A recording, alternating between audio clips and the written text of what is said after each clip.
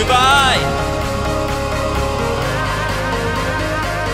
Welcome to the Pubg Mobile Star Challenge Global Final. I hope you guys had a chance to enjoy the matches for the last 2 days. And I hope today's match is gonna equally exciting for you guys. And now, I want to take this opportunity to also invite my friend from Samsung. Let's invite Mr. Thomas Cole.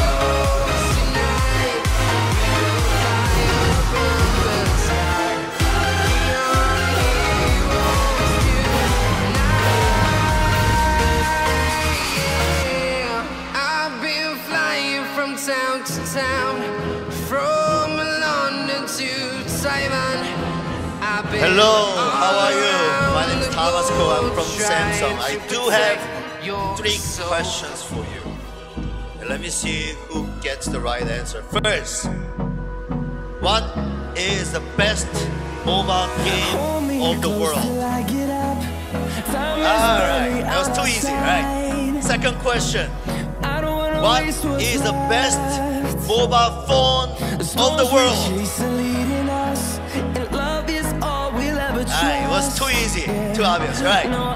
Final question, the winner will get this Pubg Mobile frying pan. Who wants this? Alright, this is a tricky question. How many mobile gamers are in the world? Let me see your hand. How many mobile gamers in the world? Vincent? 100 million? Alright, that's the wrong answer. Yes, sir. 706 million, no. Much more. Yes, sir. What? 1 billion, no more. Yes. 2 billion, more. Yes, sir. 2.1 billion, yes.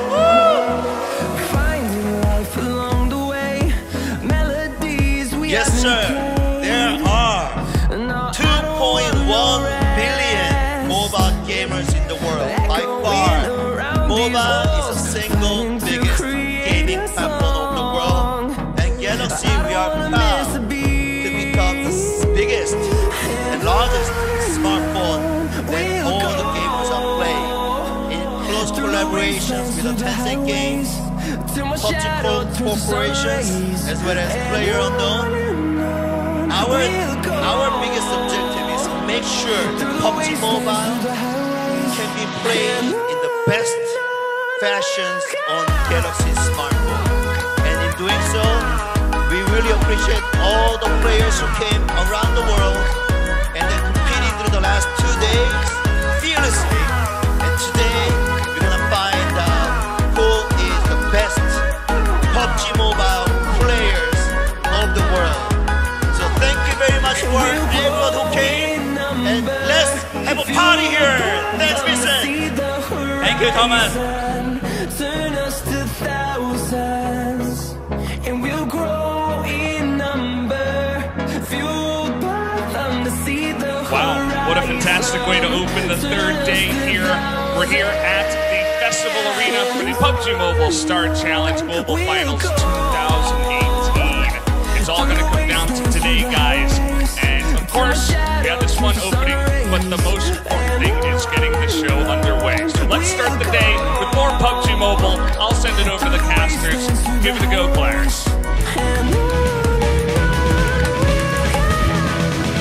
Thank you very much, Valdez here. The final day and the final circle will descend on Dubai as we begin to find ourselves our world champion. Welcome, ladies and gentlemen, to the analysis desk. I'm Kyle Aris, as Brendan just mentioned, and to my left-hand side, I am always joined here by Powerbang and 7 Worlds Gaming for all the analysis action that's going to be going down, as well as the commentary as well. Gentlemen, so far, we've had 2 days. We've had China rise to the very occasion in day number 1, but day number 2 was all RRQ. One word for this event so far, epic. This has been an absolute display of force by the Thai clan RRQ Athena. They have been absolutely terrorizing the battlefield. Winners of 5 chicken dinners in a row. Almost unheard of in any PUBG competition worldwide. Definitely something we have never seen before, at least in PUBG Mobile or PUBG overall. And I want to go ahead and see how they come out on day 3. And also another pretty much team that I'm going to be looking forward to is CPT, because they were able to start getting on a roll there, even though they had a very, very bad game there on day number 2.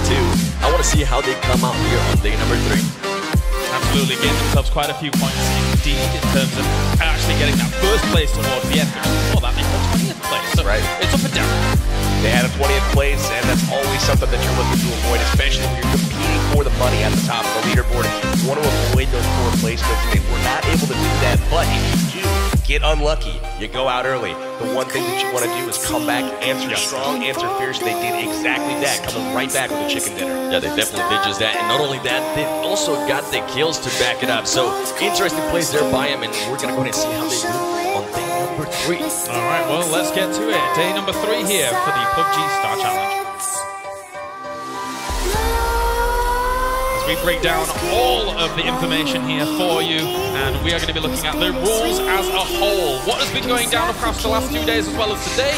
We're about to figure things out. 3 days of action with rounds number 1 and number 1 across all of the days actually being our exhibition matches. But today we're going back to TPP, as yesterday we concluded everything with FPP indeed. Exhibition matches are played in that round 1 spot each day, where we see Sandhawk, we get an opportunity to see in there, and then later on rounds 2 through 5 each day are going to be played out on Erangel as well. So all exciting stuff, as we mentioned before, and here are the maps as I previously just mentioned. So Sandhawk is what we're going to be starting on. We've already seen a lot of central circles there, and then we're going to be going to Erangel afterwards for the main portion of the tournament itself. All exciting. Talk to me about the points, PB.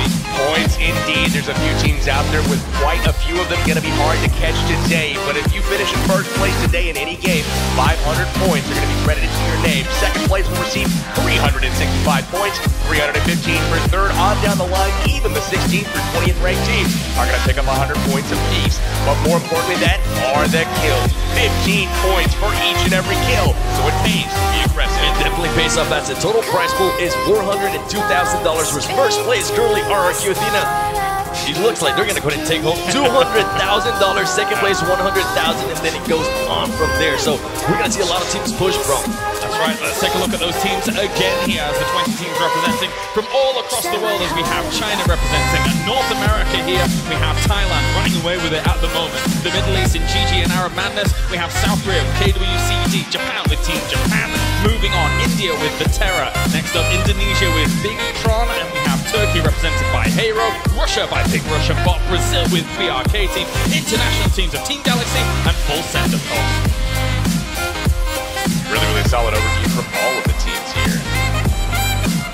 Definitely. So without further ado here, we can actually take a look at our teams as a whole and kind of discuss about what's gone on the last 2 days, of course, because it has been a very, very heavy favorite in terms of our Eastern teams. They've shown great mechanics, they've shown great rotation skills, and especially power in those final circles. Unbelievable power in those final circles, but leading up to those final circles, you're seeing really aggressive play for the most part, and that's something that is something to take note of for sure. A lot of 3-player splits from the Asian teams, 1 player on the flank, and really aggressive play. As soon as they're getting a knock, they're pushing that, trying to press the advantage to get that finish. Now let's take a look at day number 2 overall, as there was plenty of highlights abound.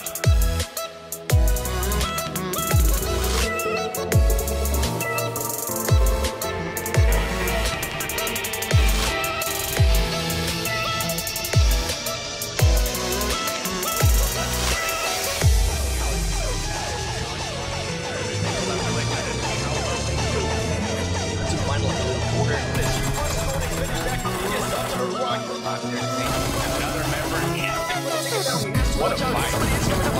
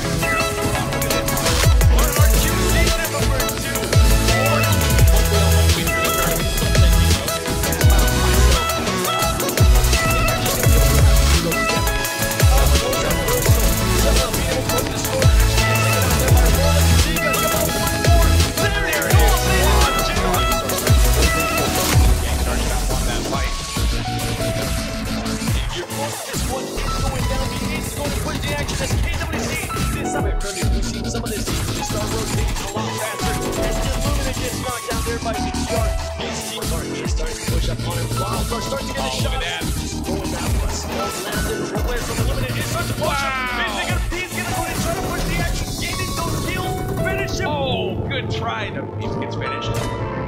Yeah, and Sam being able to one of these. Sam next information. RRQ is jumping around. He does see him. There you go. There it is. Dominant. We go. The master comes in. Oh, only one. He's able to put it around. Only the wow, the trick didn't really pay off for him. For the PRG, keep pushing. He's gonna be able to put his finishing shot. He's able to. He's gonna get out of the seat. That is the play. They're gonna make a move. Don't worry about it. They're waiting. Like they were in a commanding position, firing down on RRQ Athena. It was like fucking everything going on. The shots were rolling, and then all of a sudden, CBT was out there farming.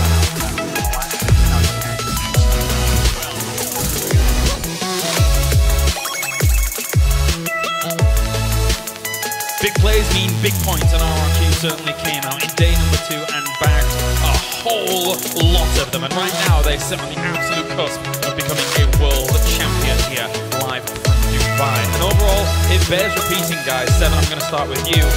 5 wins in a row is unprecedented at this level of play. They almost definitely got the 6, and not only were they getting the wins, right? They were also getting the kills. We see LHW pretty much being at the top of the kills, and they actually. RRQ decided to go ahead and start pushing for that. They also don't only want to be at the top of the tournament, they also want to be on the top of everything. Yeah, definitely do. And one thing to mention as well is the fact that we do actually have a wild card here, and you might notice just a little bit of a difference, PB. Well, there is somebody that's filling in today. Unfortunately, their captain, Hot Juice, is in the hospital right now with an illness. We wish him nothing but the best and a speedy recovery. He may come back a little bit later today. However, in his place, we have Wicked Gaming of Wildcard that did participate in the qualifier, so welcome to Wicked. Yeah, very exciting to see him play as well. And again, as you mentioned, all our best to Hot Jukes here as we continue things on. Going back to the point, though, about RRQ Athena, is that it's not only the fact that they got 5 wins in a row, it's that the fact that they've only had 1 game where they placed outside the top 3. That's insane. Unbelievable. 8 games so far have been played. RRQ Athena, 5 first place finishes, 2 third place finishes, and 1 finish in 12th. I mean, that is unbelievable. That even their poor performance was still middle of the pack. So when you finish in the top 3 7 out of 8 times, that's going to get you in a really good spot. That's exactly where they're sitting, nearly 1,300 points ahead of 2nd place. Yeah, and another thing, as I mentioned just earlier, LHW, we have seen them get the kills. I want them pretty much to go ahead and push for that win. They have actually gotten between 5 times between the top 4 every single time. So I want to go ahead and see how they come out on top. And if they can actually go ahead and try to push for that first place, even though it's going to be hard, or are they going to go ahead and try to challenge their CPT for that 2nd spot? Definitely, they need to start challenging those top teams. GTW, LHW, I'd love to see them actually come together and fight. We haven't seen much of that yet this tournament. Would absolutely love to see that showdown because those guys are gunners. Yeah, there's definitely a huge opportunity there for some extremely high-skilled fighting going on towards the last circles, of course. But for now, let's introduce some of our teams here playing at the Global Game.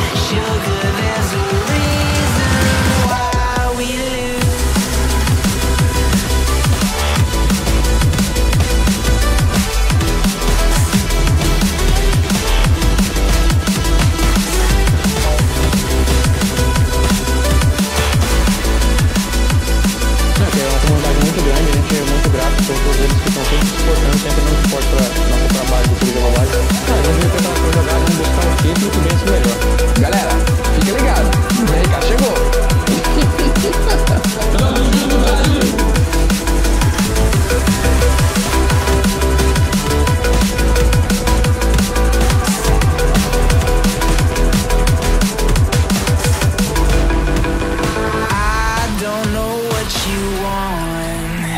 Let's have a bit of fun till I downfall.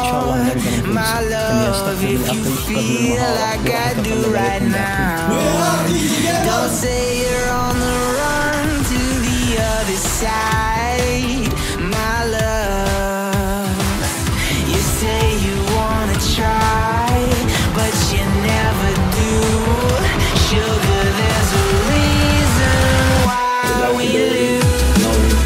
When we get put in a hard situation,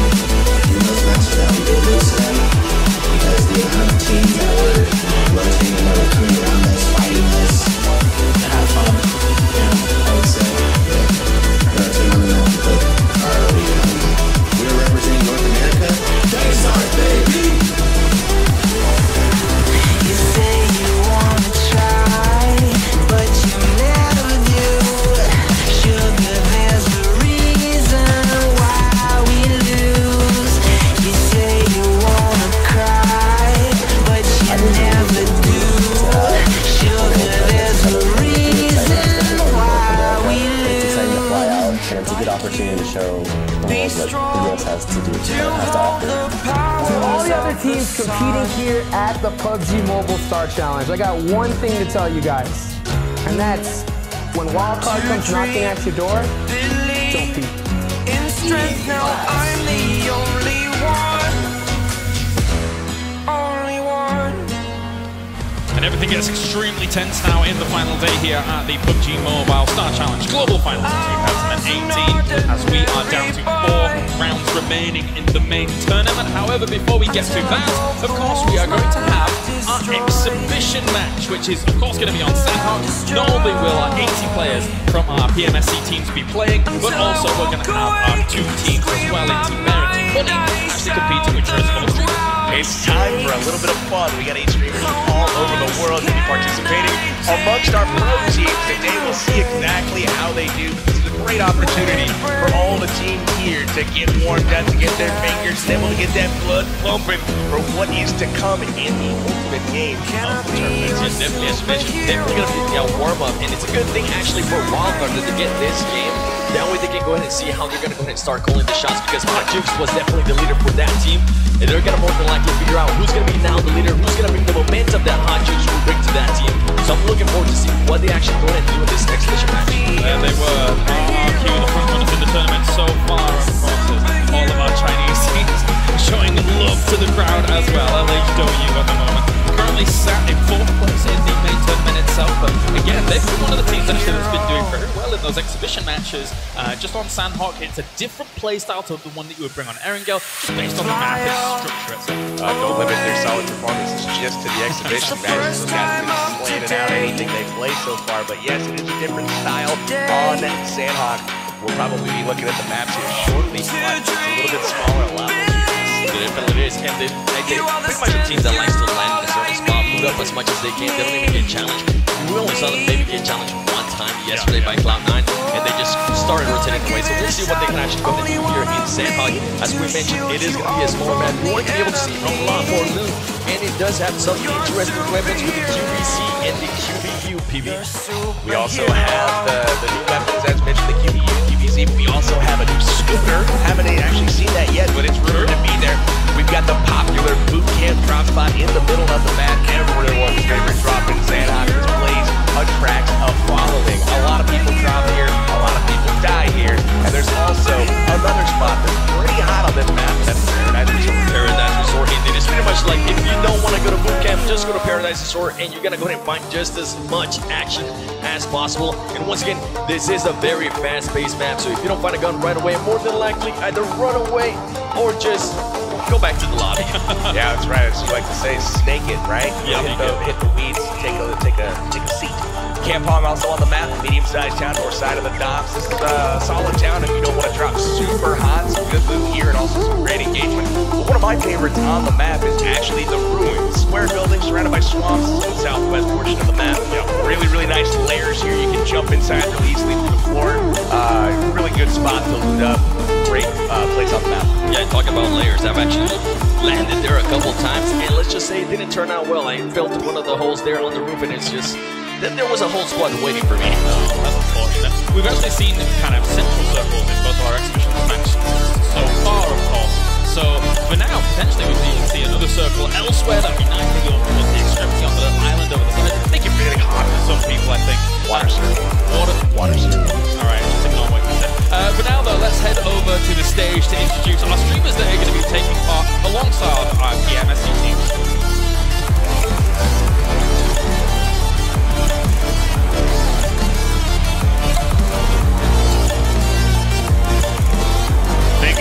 We're here on stage once again with the streamer teams we are going to have playing in our exhibition match. On my right, these 4 young men are going to be joining Team Bear, and on my left, they will be joining Team Bunny. So let's go ahead and introduce some of the streamers we do have up here. On my right next to me is Max HD from Saudi Arabia. Go ahead and introduce yourself. السلام عليكم يا جماعة الخير، عمر عبد الرحمن صاحب قناة ماكس HD على اليوتيوب، قائد الفريق السعودي، واتمنى التوفيق ان شاء الله للفريق السعودي ودعواتكم. شكرا لكم. So Namaste Indians, यहाँ पे जो भी आए हुए हैं आज देखने के लिए, thank you for coming and cheering us for the players here, and we really need that energy that should be coming out you from here, and वहाँ पे उन लोगों ने अगर हेडफोन्स भी पहन रखे हैं तो जब भी वो कुछ किल करे तो उनको आवाज़ आनी चाहिए कि आप सब लोग यहाँ पे आए हुए हो। एंड आज वो लोग पक्का अपनी स्ट्रेंथ पे खेलेंगे and let's see what they're gonna perform and what they're gonna have in their bags today. So good luck to them, good luck to Team Terror. So all eyes onto them. This all kind of thing. इससे फर्क नहीं पड़ता. So cheers. Hello everyone. I am the Japanese streamer Pubg. Yeah. Yesterday, Japanese team got the second place. So today get the chicken dinner.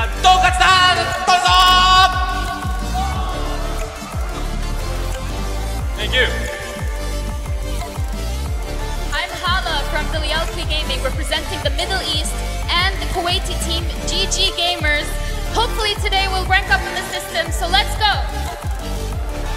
There you have it. Lots of strong words coming from the side of Team Bear. How about we introduce Team Bunny over here, starting with Shonduras from the USA. Hi everybody, I'm Shonduras. We are from Space Station Gaming, North America. You know you love our teams. We have Cloud9, Gangstars, and Wildcard. They're absolutely tearing it up. I've been talking to these guys, and they said they've learned a lot the past 2 days. So, I think they're gonna come out strong today, and then in 2019, I think all these other team captains and teams need to be scared, because 2019 is the year for North America. Let's hear it in the chat if you're from North America.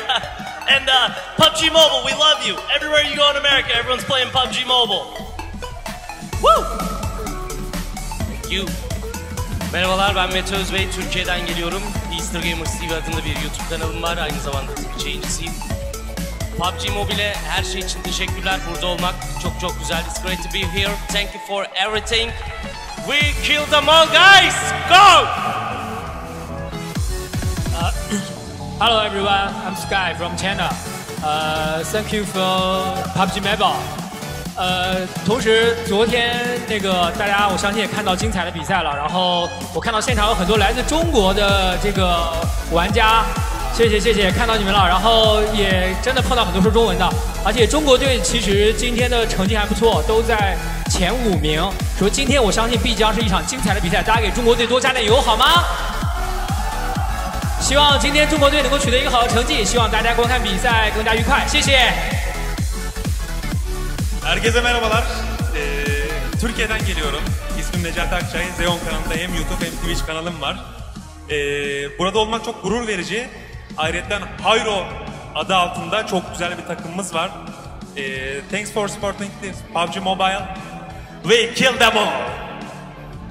There you have it. Some strong words from Team Bunny as well. Gotta love the support from all the different regions we do have here. But now, guys, let's get that exhibition game underway. I'll hand it back to Kalaris on the caster desk.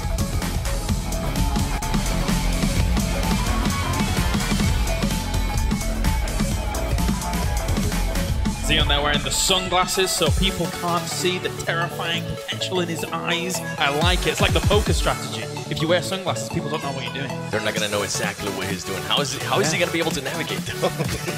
That's a good question. We shall see how it goes on. But I'm excited to get once again into our Sandhawk map. It's always great to see this kind of mixed in here whilst we're playing everything else on Erangel, because it's a very different map 7. We've obviously seen kind of these aggressive styles come out, mid-range fights compared to your really long, big sniper battles. We definitely have, and I'm actually going to go ahead and second what PB was saying. I kind of want to see like a water circle as well. Maybe towards the middle where they have those little islands smack down the middle. Something chaotic. Have them swim there or figure something out completely different that they haven't seen before during this tournament. Exhibition map would be a perfect place for that. I actually loved all those streamer introductions as well, all the different languages, and most specifically, I liked all the support they were throwing for their teams from their region. I got my eye on Shonduras to go tear it up during this particular competition. I'm expecting at least 10 kills. Absolutely. And in terms of Sandhawk as in a general state of mind, what are your preferred loadouts? Because obviously you play it differently to a Miramar and Erangel. Absolutely. On a Miramar type of map, which is huge, absolutely epic scale, I'm bringing that sniper rifle every day of the week. I absolutely love the bolt action. Whereas on a map like Sandhawk, you might be more apt to bring a shotgun or a submachine gun for your secondary in addition to an assault rifle. Definitely. I usually tend to go with either the QBC right from the get-go and then just rock an M4. I know 2, 5, 5, 6 ARs, but they do the job. Nice. Thank you very much, gentlemen. It's time to get into our exhibition match here for the final day of the Pmsc Global Finals 2018. Gentlemen, take it away for Sandhawk. Take it away, we will. The cannons go off. It gets noisy in the arena. We are looking for some action here on Sandhawk. The plane path is under the way. And guess what? It's coming right through the arena first, dropping off, you guessed it, the Samsung Galaxy Note 9. And that thing is amazing. Look at it right there. Just want to go ahead and touch it over there. But I do want to go ahead and see this plane path here, as it's pretty much going to go ahead and go straight down the middle. And look at this. No surprise here whatsoever. Wildcard is going to go ahead and go in the middle of bootcamp. And keep in mind, it does say Wildcard Hot Jukes there, but it is going to go ahead and be Wicked Gaming in replacement for him. But it looks like other people landed. As we mentioned, if you don't land right away and get a gun, you are going to be in a very, very bad spot, as we're able to see their wildcard just starting to get wiped out. Wicked, thanks for playing, my man. It was awesome having you here in the tournament. He is here, he is gone, and it looks like Korea winner Chicken Dinner is absolutely cleaning up in the middle building here in camp. Good stuff from them. Evo's also throwing elbows in there, trying to establish position. We still got Seagut, though, doing some work, and we have Lucifer that just got knocked as well. Seagut, his last hope there. So you got definitely going to go ahead and try and play this more. And very, very short-lived there by Wicked Gaming, as they seem to just land very slow for some reason. And this is one of the teams that I was actually mentioning. I wanted to go ahead and see how they come out on this exhibition match.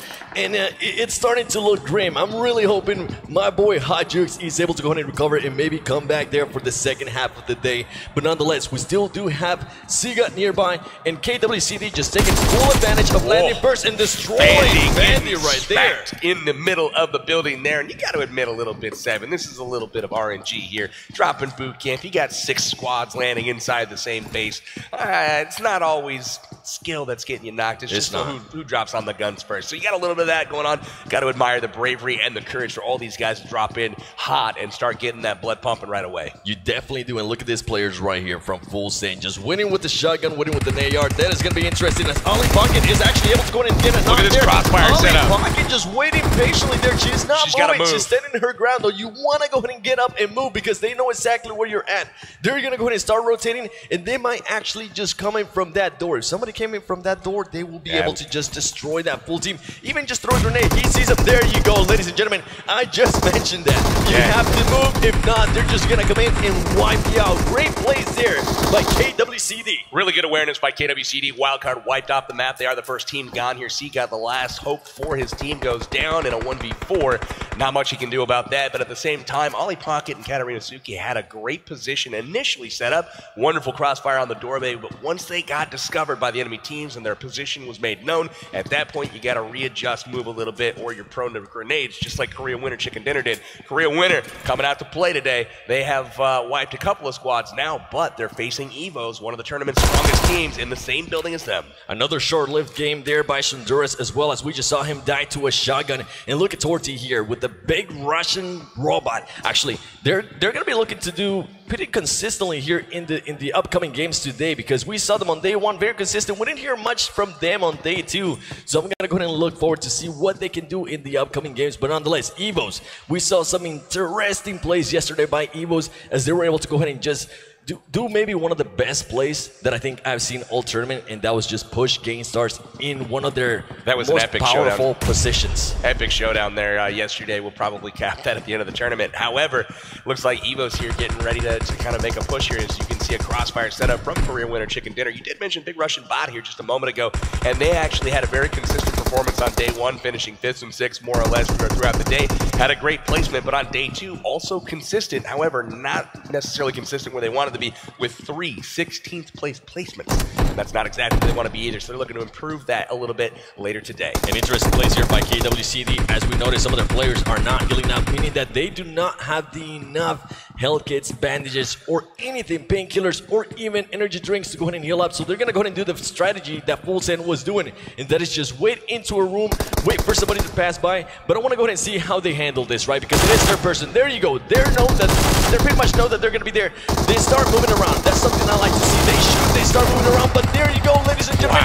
Evos a little bit too much by KWCD, having to reload, and gets taken down by Evos. He was able to go ahead and knock down 2 players there from the Evo squad. Really like the way Evos hit that one at a time. They didn't stack right on top of each other, but they did come in rapidly in succession, so they were able to clear corners, take people out, and the last player that was sneaking in that corner, doing some work, was able to get taken out with one of their final members there. So really good work from Evos. They'll be able to pick up all of their members. They're all up now. They'll patch themselves up with some med kits and move on to the next fight. And something to point out is that Big Russian Bot is now starting to push the action here on Evos, as they know they are hurting. And Evos actually being able to go ahead and take out their Torty Broxy. Interesting place. He wasn't able to get there the surprise he wanted, and now it's just going to be one player left there from Big Russian Bot. Looks like we've got a couple of players in the area. Big Russian Bot spread out a little bit, contending with a little bit of red zone here. We've got Majed from GG Gamers here, sneaking around and also in boot camp. Spread out from this team here as they are all dead, so he does come up and get a shot on Torty, and look at that, using that Halloween AKM, able to make that Scarecrow. Big Russian Bot getting most of their players eliminated there. And Evos is still looking for somebody to go ahead and pick here. Ernie, some of the insane plays that have been able to see in this tournament, being able to just go ahead and hold that man down, one of his teammates getting the angle on him and just shooting them through that little window. And look at this, Torty, even though he's by himself because one of his players is down, he's trying to give cover to his teammate by just giving suppression fire. He doesn't want anybody to go near him. That way he can try to go pick him up. He's trying his best to get over there, but Evos has spread out. They set up a bit of a crossfire. Evos really, really good at using angles. They've been really solid at this all tournament long. And as you can see, Ernie always on the flank, always going to get another angle. He does see him, calls it out to his team, and now they're ready to take out Bro. And that's something Evos is actually known for, right? Just getting the angles. He's going to be able to spot him. He shoots. He's going to be able to go ahead and call that out to his team. And more than likely, you're going to go ahead and see Evos just starting to rotate around and start getting every single angle possible, as we're seeing right here. Look at them go. They're just talking together right now. They're saying, you go through the back, I go through this door, and you guys go through the front. And look at that. It works perfectly as somebody from the roof is able to go ahead and knock down the last player. That's for Big Russian Bot. Solid awareness, great coverage, awesome angles, and the pressure there from Evo is able to flush Torty out of their building, getting the kill. As you see, GT Doyu often lurking on the sidelines here, watching how things develop. And again, they're off on the northern part of boot camp. They're taking a look, getting ready to take an advantage here of a weakened Evo's team. Definitely are. And one of the teams that actually surprised me a little bit yesterday is Team Japan. They came out and actually started putting up consistent performances by them. They didn't do so well on day one, but they were able to start bringing it back up a little bit on day number two. Not only just getting consistent finishes, but also starting to get some kills. As we see CPT here just destroying that man from the Japanese team. CPT more than likely bringing in that momentum from the last game of yesterday, where they were able to go ahead and get the win. And not only that, they got 14 kills to their name on that last game as well. Really impressive shots there from CPT with the QBZ. It's not always easy to tap and hit the target every single time. QBZ is a better full auto weapon, and he was able to land every single one of those shots on Saltgia. Saltgia trying to get picked up now, but check this out. He immediately gets knocked right when he gets back up. Really nice pressure here, and you can expect a full push now from CPT after they've received yet another knock. He's got visual on him. Doggy waiting on the stairway here, looking up. His teammate's going to crawl up there. This is trouble, though. He sees him coming. They found him. And there's just going to go ahead and get finished right there. Interesting plays there by his teammate. He's decided, you know what? I'm going to go ahead and start crawling away. Don't pick me up. Let me see if I can go get some intel on the other team. But ultimately, CPT just too strong there, getting all the angles as well. And look at this rotation here by Evos. Are we going to go ahead and see this action? This is going to be actually one hell of a fight. Evos versus GT Doyu, if we're able to experience this. One thing I want to go ahead and mention out, some of these teams don't really get a chance to fight against each other. Yesterday we saw Evos versus RRQ not really engaging as much as we would expect. So I'm looking forward to seeing if we're going to go ahead and see this on the final day. Definitely, it's developing here, though. We'll see if they choose to take the fight. They do. GT Doyu out the window, hitting their Kai friends here, and it looks like they do take out one, jumping down into the pit there. Doesn't realize there's a second, and instantly it's going to get finished, unfortunately for him. Oh, he gets saved. GT Doyu Ed jumping in. Ed, one of the star players from the Chinese squad here, is able to get the finish and also get his teammates back up and in the fight. Really nice work to them. And Evos gets knocked out there early as GTW is just too strong. They have the arsenal and they got what it takes. And look at this right here. We have BRK. Actually, for me, one of the disappointments of the tournament as I expected to do so well. And right now, they're currently standing on number 19. But I'm looking forward to see how they're gonna go. How are they gonna go ahead and recover after 2 days of gameplay, right? That's right. You're really not gonna go ahead and pretty much push for first place. So I wonder if they're gonna go ahead and try to go for the big dogs. They know that LHW. Well, actually, you know what? We'll talk about that once we get to Erangel. I'm so excited once we get there. But Illuminate starting to sneak up here on CPT. This is another great fight here as we've seen Illuminate being able to rotate. Just the awareness that these teams have overall. I'm just astonished by them. Absolutely. It's really kind of interesting to see how these fights are developing. And we got, again, a Thai and a Chinese squad going at each other here. CPT and Illuminate getting ready to fight. Illuminate looking up the hill as well. They see Bigatron from Indonesia positioning, looking on down, and this is interesting here. We'll see as they push through the city if they're aware of their friends just a little bit further on. They more than likely don't want to go ahead and engage, especially because, as you mentioned, Bigatron is up on that hill. If you do engage, you better believe, you better be inside a building. If not, you are going to go ahead and third party. And here comes the shot, ladies and gentlemen. Illuminate Maroon 5. We saw him singing on the first day. He's going to go ahead and start pushing the action. Oh, but he gets knocked down by his own grenade. Are you kidding me? He might have not. I was literally just about to stop you to comment on how crafty that was, where he was running into the building. He heard footsteps, immediately takes a little shuffle step, shimmy backwards, throws the grenade through the window, rushes up the stairs, and blows himself up. It was unbelievable that that happened in that sequence of events. It was almost brilliant timing. Unfortunately, it wasn't. It wasn't for him there. Luckily for him, his teammates are still alive, and they're going to be able to go ahead and pick him up. But now CPT was able to pick up all of their teammates, and they're starting to get a vibe here where they're at. Look at them.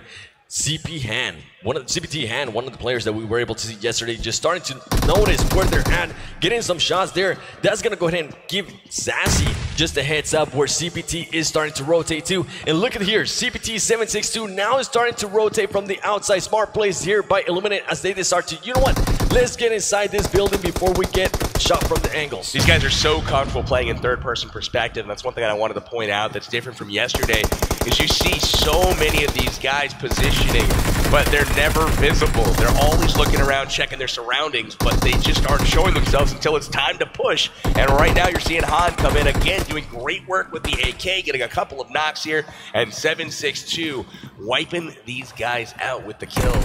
And CPT just trying to go ahead and finish up that team. And there you go, ladies and gentlemen. CPT being able to go ahead and eliminate there. That's their second squad wipe. 8 kills now to CPT's name. It is. It looks like they are going to go ahead and bring down momentum. And look at this. BRK against LHW. One of those teams that we actually wanted to go ahead and see get challenged a little bit early in the game. Even though this is an exhibition match, it's always good to see that as we see Sute there on the kill feed getting killed from GameStars. LHW TDC just trying to pretty much throw grenades, throw anything he can so he can get that player down that was in the smoke, and he does just that. But he has to watch out because BTR is going to go ahead and be up on the hill, starting to rotate towards those gunshots. That's right, Bigatron up there currently fighting GameStars. GameStars in a bit of trouble, and we also have RRQ getting into the action on Hero. We see Foxer going down to RRQ.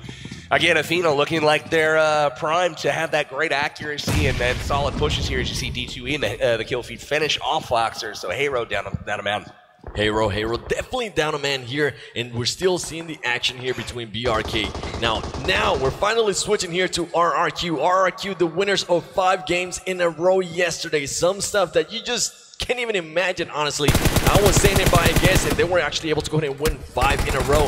Hero getting shot there from the angle by RRQ G9, and that's something that we've been mentioning about these teammates. They're currently spread out. They're making sure to get They just surround that area. Look at this. Eric Fury winning the gunfight there with the Vector. He's going to have to go ahead and reload. He does get outmatched there by BTR. And ladies and gentlemen, there's still 2 players left up from GameStars. They are very low in health. They want to go ahead and start pushing the action a little bit. Luckily for them, they were able to go ahead and knock 1 player down in Fire. Just getting third party I was waiting for the third party. You got K18 from India getting the kill on Pyra from range. He's rocking one of the DMRs there. Really nice shot from him, and BTR getting back up. They saw the kill come up in the kill feed. They know GameStars is in trouble at this point. There's Angry. He sees one of his competition. He's going to turn around, Angry gonna go ahead he goes down. Miss every shot there. Angry as he gets taken out with an AKM as well. But look at this. GTW is now starting to sneak up.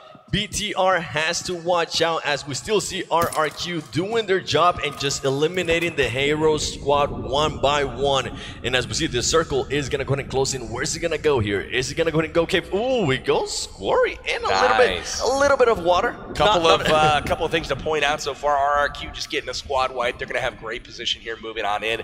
Cloud9 has been very quiet as we take a look at them moving into the zone. They've got 4 kills, but they're not really near anybody. They're going to push their way in. CPT realizing that the streamer squad, Shoveliko from Japan, coming in behind, getting knocked right now. They're going to be in trouble, but big props to the streamer squad.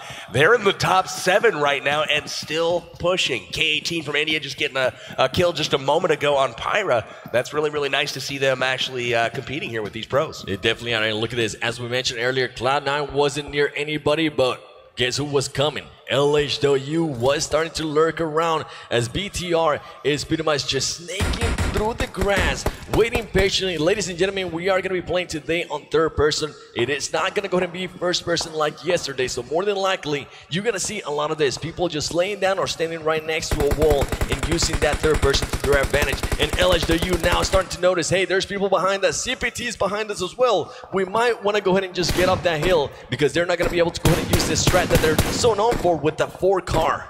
That's right. They're going to rotate away from CPT, choosing to take on BTR instead. CPT taking out the streamer squad right now. Deliapi Gaming, as well as Shoveliko going down, and they are in danger of going out of the tournament right now. BTR is going to start throwing some smokes for cover, bandaging up. They're getting ready to take on GTW. LHW actually just making sure that nobody is going to go ahead and flank him. We saw a lot of third parties there earlier, as we saw there by Fyra just getting third party from GameStars. And look at this, CPT. He doesn't realize somebody's there. He is looking around. He's using that rock to his advantage. He knows that there's some dead bodies over there, so more than likely he's going to go ahead and continue looking that way. But he has to watch out. He has to watch out, PB. Looking for him. One of his teammates was under the bridge. Yeah, K18's rocking the SLR over there, just putting shots on him, doing really, really good stuff. The problem with him is he seems to be in the zone at this point. He does. Kind of late in the game for that, too. So we just might get our wish. We just might get our wish of people swimming across. Look at this. That's the only way he's going to be able to go ahead and do this. He's a 1 HP. He's going to go ahead and die. Oh, my Valiant goodness. effort with the smoke in the water, my friend. A little dry ice for you. Well, it's not going to work out this time, but I like the effort. Good shots on this one. He is going to go down to the play zone. That leaves just Max HD to try to save the day from Saudi Arabia. Luckily for him, he is currently in the top 7, and I'm liking this strat here by moving slowly through cover, getting a rock, getting behind a tree, making sure he's not exposed. He knows if you get shot at, there's nobody to pick you up. You're more than likely going to go ahead and die, as we see GTW getting some kills there on the kill feed, starting to take off BTR, as BTR, the strategy of just laying down in the grass is not paying off right now, as they're between GTW and LHW. That's right. We've got, looks like RRQ still up. We've got Cloud9 still up. GTW, LHW, CPT. A lot of familiar faces once again. We've also got Bigatron over there. A lot of familiar places, and something I want to go ahead and mention out is Cloud9 is still alive, and they're now starting to push towards the zone there. Cloud9 not getting pretty much the placements they want. They have pretty much ended, I think, over 15 plays every single match, so more than likely they're looking to go ahead and warm up a little bit. They're looking to go ahead and start hot, as GTW is starting to back up. RRQ is starting to push the action here on GTW again. He is currently laying down. He's starting to shoot around. Is he going to be able to go ahead and knock down? He does get one knockdown. His teammates are also able to go ahead and get another knockdown. Look at him, just on destroying fire. Snakes. Being a snake pays off, ladies and gentlemen. GTW again, and his team just destroying RRQ. This is how the terrain and the perspective changes everything. That fight yesterday would not have happened, and it would have been a 1v1 there for just a moment. I doubt he would have been able to squad wipe them like that. Sam getting taken down by Zen from LHW.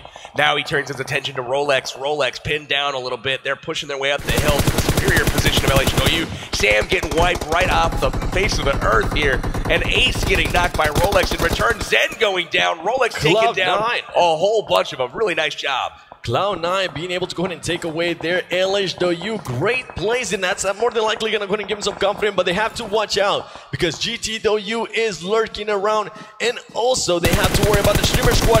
Is Rolex going to be able to go ahead and win this gunfight? He is able to do that, and now he is inside his zone. He needs to hurry up as we see Kodo starts.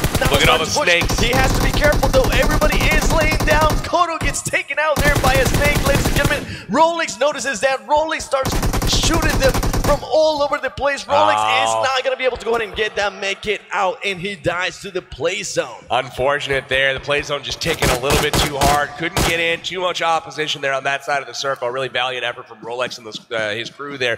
Rolex getting several kills on the way in, so really nice plays from him. Looks like Bigatron, though, and their snakes will be able to persist on the top of the hill. I said persist.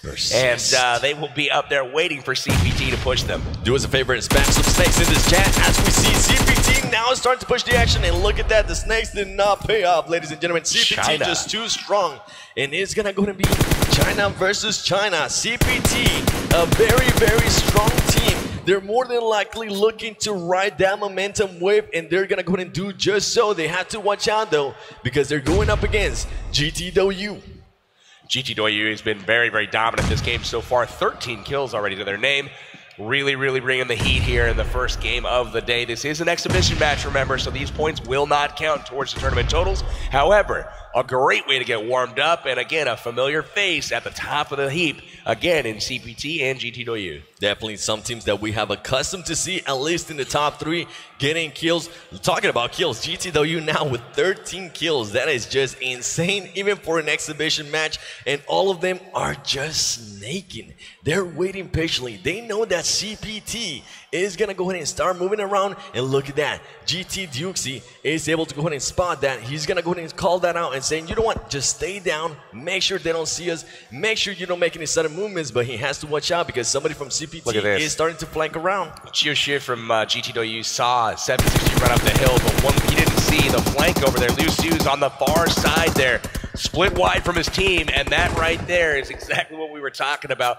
Fire comes out, and unfortunately, they're going to start getting knocked. God, being able to go ahead and get that knock right there with 1 HP left. Pretty much trading. Now CPT has 2 players down. It is going to go ahead and come down to CPT hand. As CPT hand is starting to push, he's able to go ahead and knock 1 more down. Ladies and gentlemen, CPT able to clutch the win there for the exhibition match of day number 3. That was impressive stuff from Han there at the end of the game. CPT again coming out with a victory. These guys finished first place yesterday's last game, so that's 2 chicken dinners in a row for the Chinese team, who finished 3rd place in their region. The Comfortable Penguin team coming out to play today, not looking at all uncomfortable. Game 7, 20th spot was definitely a wake-up call for them. After that, they have just looked dominant. Once again, that is an exhibition match, but that is something good to see. They have brought up that momentum even on day number 3, and more than likely, they are going to go ahead and just still ride that wave all the way to game number 9 of day 3. Absolutely. We also saw Bigatron from the Indonesian clan, Alexi and Zaxi brothers, finishing at the top 3. Good to see. Yeah, absolutely, and congratulations, of course, to CPT. It's not as if it's going poorly for them in the main tournament as well. 2nd place currently with 2 first places as well as 2 thirds. So winning the exhibition match, a nice warm-up for them. Winning it for Team Bunny as that side completely represents Team Bunny as well. So good out of them. And some kind of interesting things that we saw on the Sandhawk there overall, I've got to say, in terms of how many people dropped the boot camp. Oh my god, it was like 6, 7 teams. Yeah, I saw at least 6 there at boot camp. That was absolutely great. Real winner, chicken dinner. Getting off to a great start, a couple of squad wipes early, but unfortunately Evo's moved in and the GTW moved in. Absolute skirmish there, GTW making their way out and then finally finishing the top 2.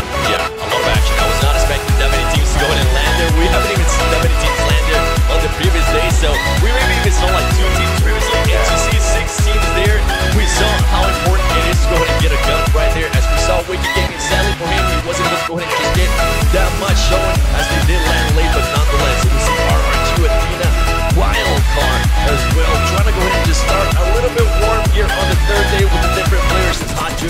control sitting out.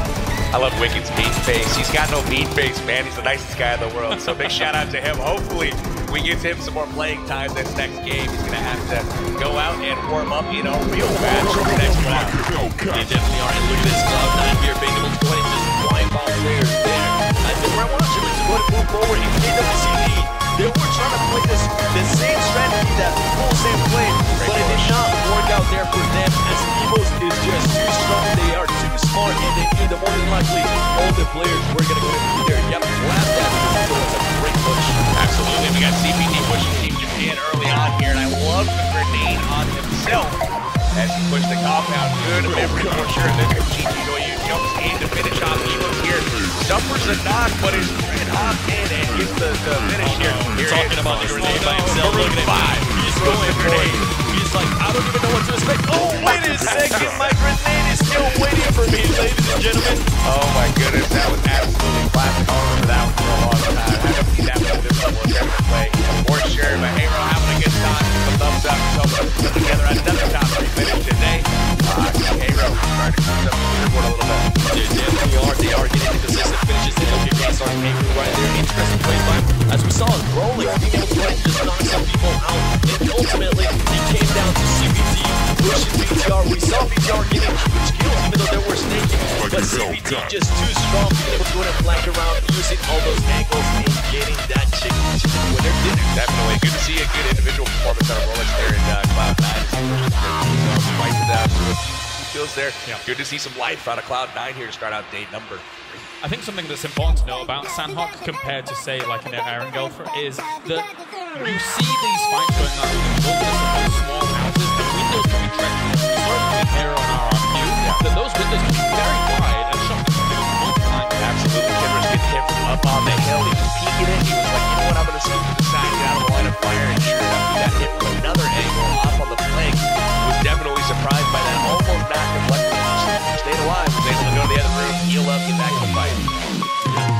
And actually talking about angles in bootcamp, we saw that perfectly. Somebody in the room was able to just take somebody through a tiny little window. I forgot which one was clear, but I think it was Evil's just pretty much working all those angles, and we have seen them do that so well. Well, thank you very much, gentlemen. Let's head down to Valdez once again, who's at the stage for Falling like a hell.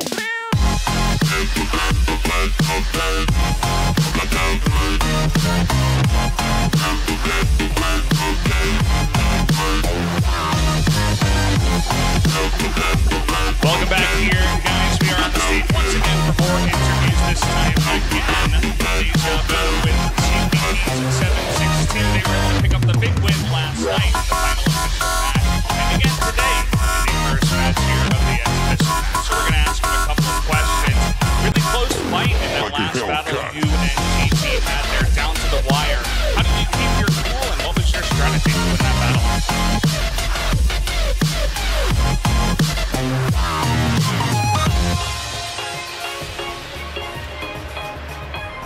当时就是让我的队友进圈吧，然后我一个人卡在圈边，因为当时敌人的位置我们已经确定了。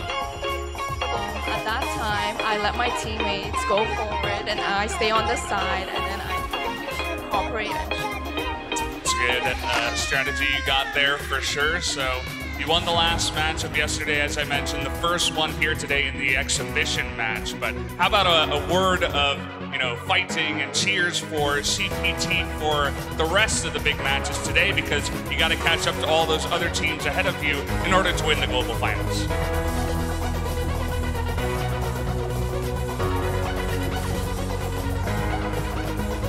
CPT 加油，中国队也加油了。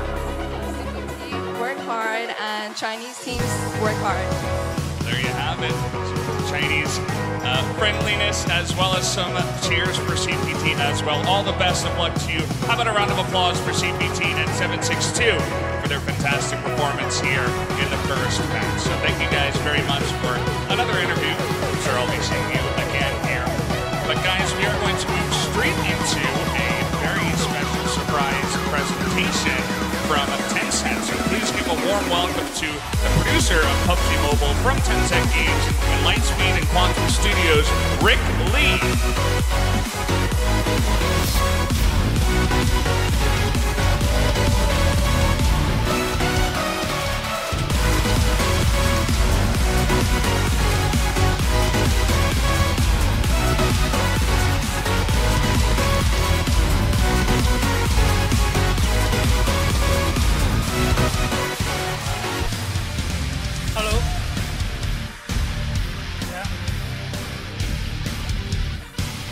Hello everyone.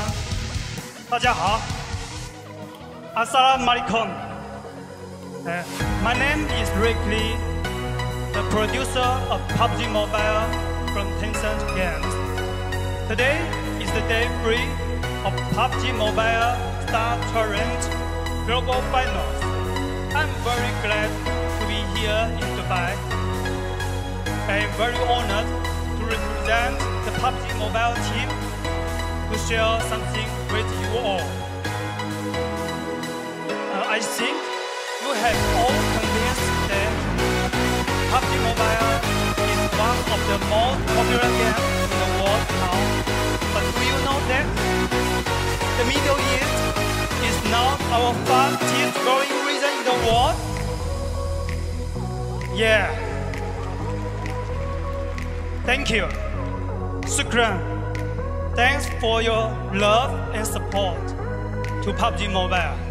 To make sure we return you the favor by showing you how much you all means to us. First, we are currently adding Arabic language support to Pubg Mobile. Yeah, thank you. It will be available soon in December.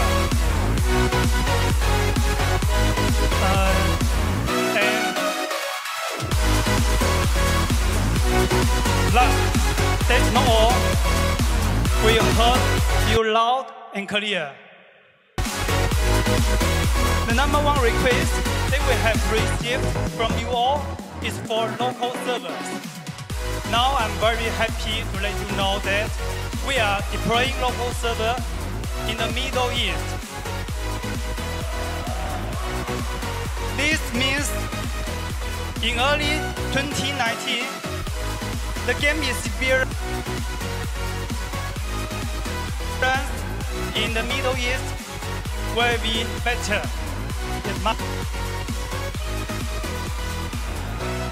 Lastly, I have one more exciting thing to share with all of you.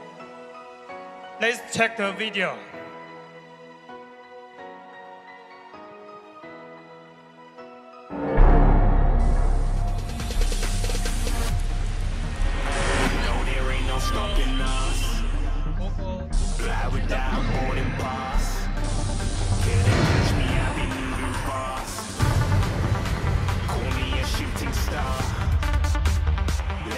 Very exciting, right? I'm very excited to announce that we are working with Capcom to incorporate unique elements of Resident Evil into Pubg Mobile. Thank you. As you all know, the Resident Evil is a very popular game. We believe that this partnership will bring a lot of new exciting content into Pubg Mobile that you can enjoy. Now, let's welcome Tsuyoshi Kanda, the producer of Resident Evil 2 from Capcom, and Raphaelin, the director of Bombay Beasley from Pubg Corporation, to talk a little more about our partnership. Now, please welcome Tsuyoshi Kanda. Got more than a couple of people going mad, I swear they're rooting hard. Till I might be big in the game like she went and got them breast implants. I said I'm moving too fast, didn't even get a glance. I'm ready to eat up track like I'm seated in a restaurant. If you had swag like mine, you know it's best to flaunt. We are hating because you want, shining like it's neon, rock like kings of Leon. Shooting stars across the galaxy. I stand out, so don't be mad at me. Infiltrate with my strategy. When I turn up, then I just have to leave. Hello, American. Hello, everyone. My name is Tsuyoshi Kanda from Capcom Japan, producer of Resident Evil 2. Thank you. I'm very honored to be invited to the Pmsc Global Finals today. It's so great to feel the excitement of this PUBG Mobile esports tournament. I'm really reminded of what a great game this is. And so, I'm very excited to also be able to confirm today that we'll be collaborating with the global hit PUBG Mobile. Thank you. With Resident Evil 2, the latest game in the series, we want to respect the original classic Resident Evil 2 game while also reimagining and rebuilding it so that the game feels both fresh and familiar at the same time. The new over-the-shoulder camera system will make you feel claustrophobically close to the terrifying zombies that are one of the highlights of the game.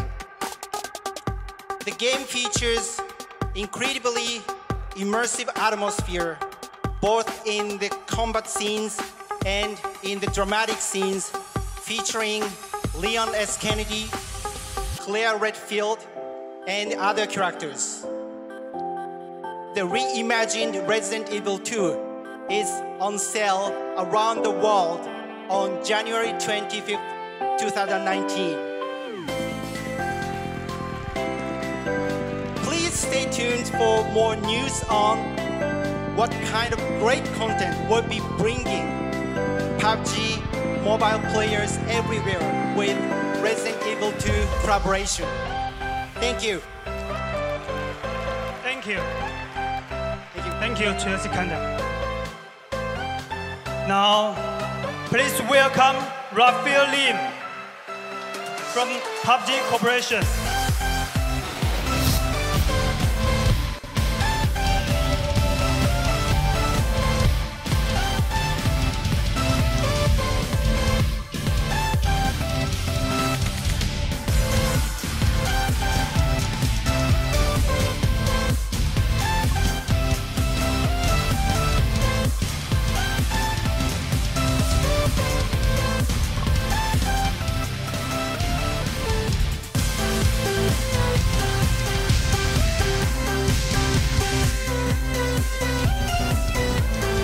Hello.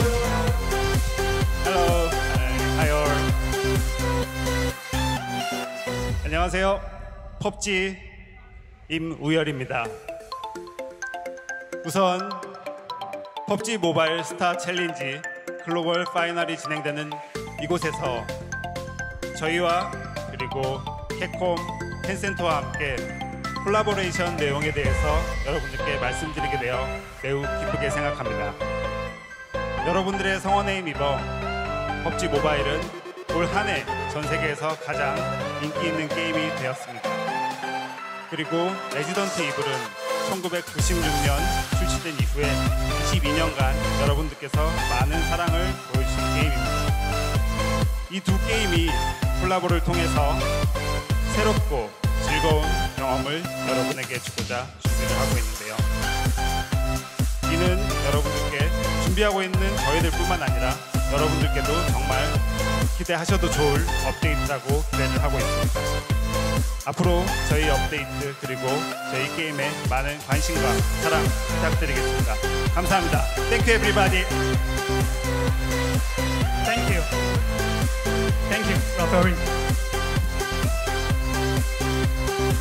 I want to say big thank you to Chelsea Kanda and Raphael for their great work. It has been great working with them so far. But that's not all. I have one more thing. We have invited someone special to the stage today. The creative director of PUBG Mobile, player unknown himself, Brandon Green. Please welcome.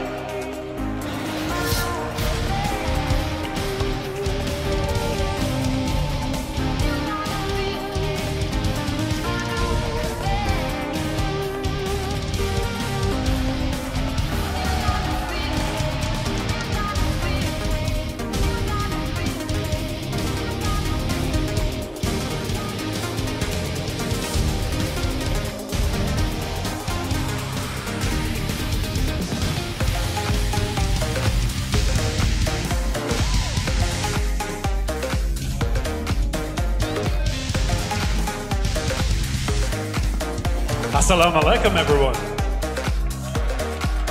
It is an absolute honor and privilege to be here with you in Dubai with so many amazing PUBG fans and players. PUBG Mobile has come such a long way in the last year, and it's the passion for the game on mobile that has truly blown us away. But as you just saw, we have even bigger things coming. I personally cannot wait to see the incredible Capcom Resident Evil partnership come to life in the game. Big thanks to the team at Tencent for helping us make this a reality. And thank you to everyone here in the arena, fans, players, and everyone backstage for really making this a very special event. Now, it's time to get back on the battlegrounds for the final day's action here at the PUBG Mobile Star Challenge Global Finals. Shukran. Thank you. Thank you. Friends, and please stay here. Now, please welcome all back to the stage.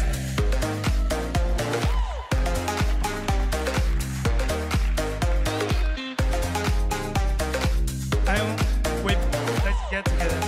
And we believe that this moment will be a new beginning. 3, 2, 1. Winner! Chicken dinner! Thank you. Thank you very much. Thank you so much.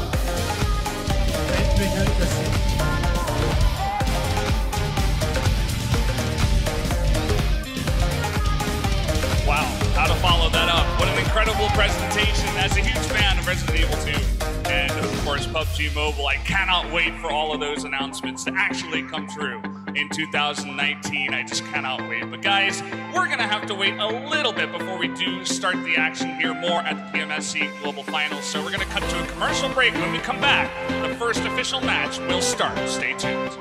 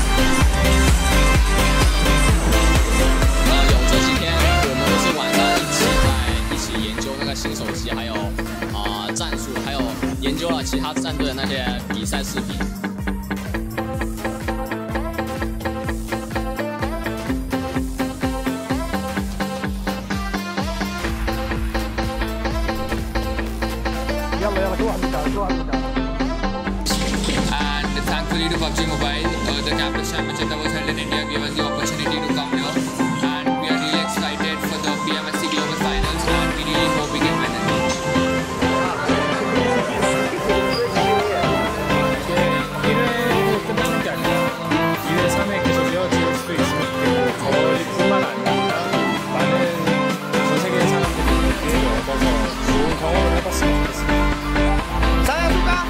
PUBG Mobile!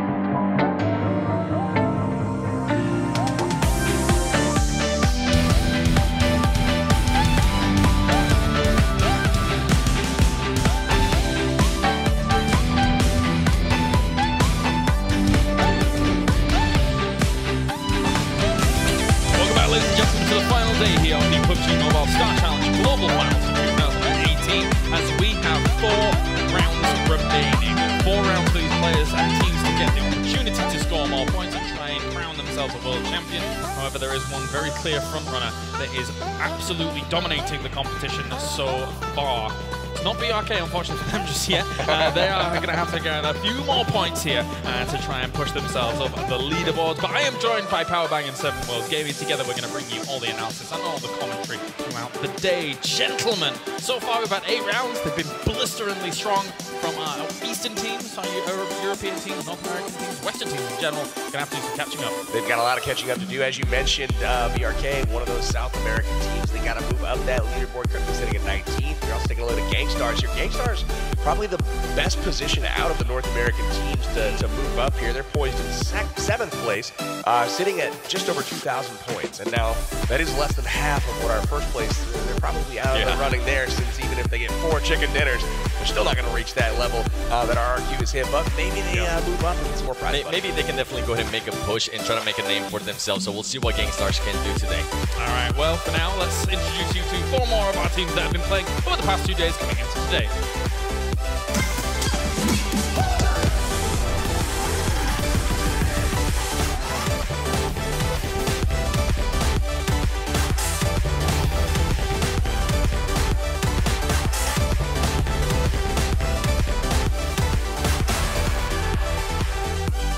우리나라에서 온 거니까 가는 데까지 가보고 목표는 뭐 그냥 간단하게 우승입니다. 게임하면 한국, 배틀그라운드 하면 한국 아니겠습니까? 열심히 해서 1등 하겠습니다. 파이팅! 코리안 위너 치킨 디너 얌얌얌!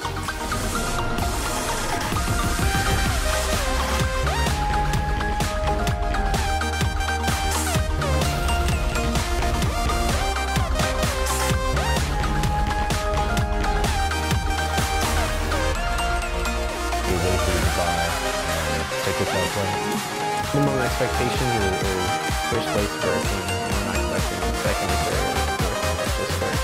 Let's go.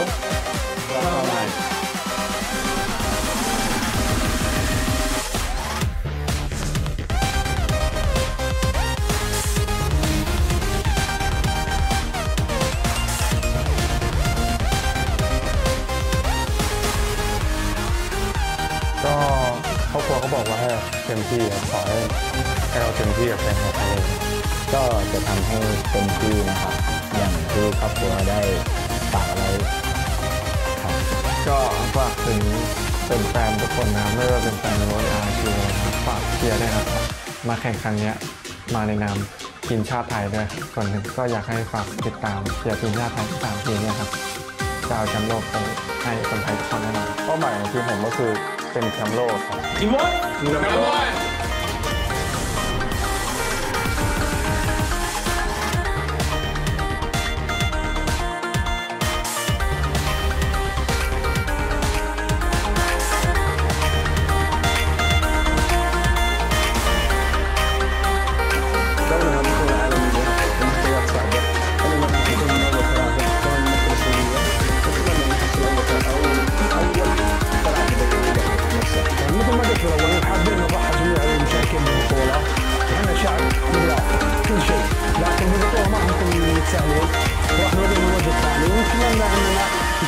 نتفوق في البطولة إن شاء الله نجي مركز طيب.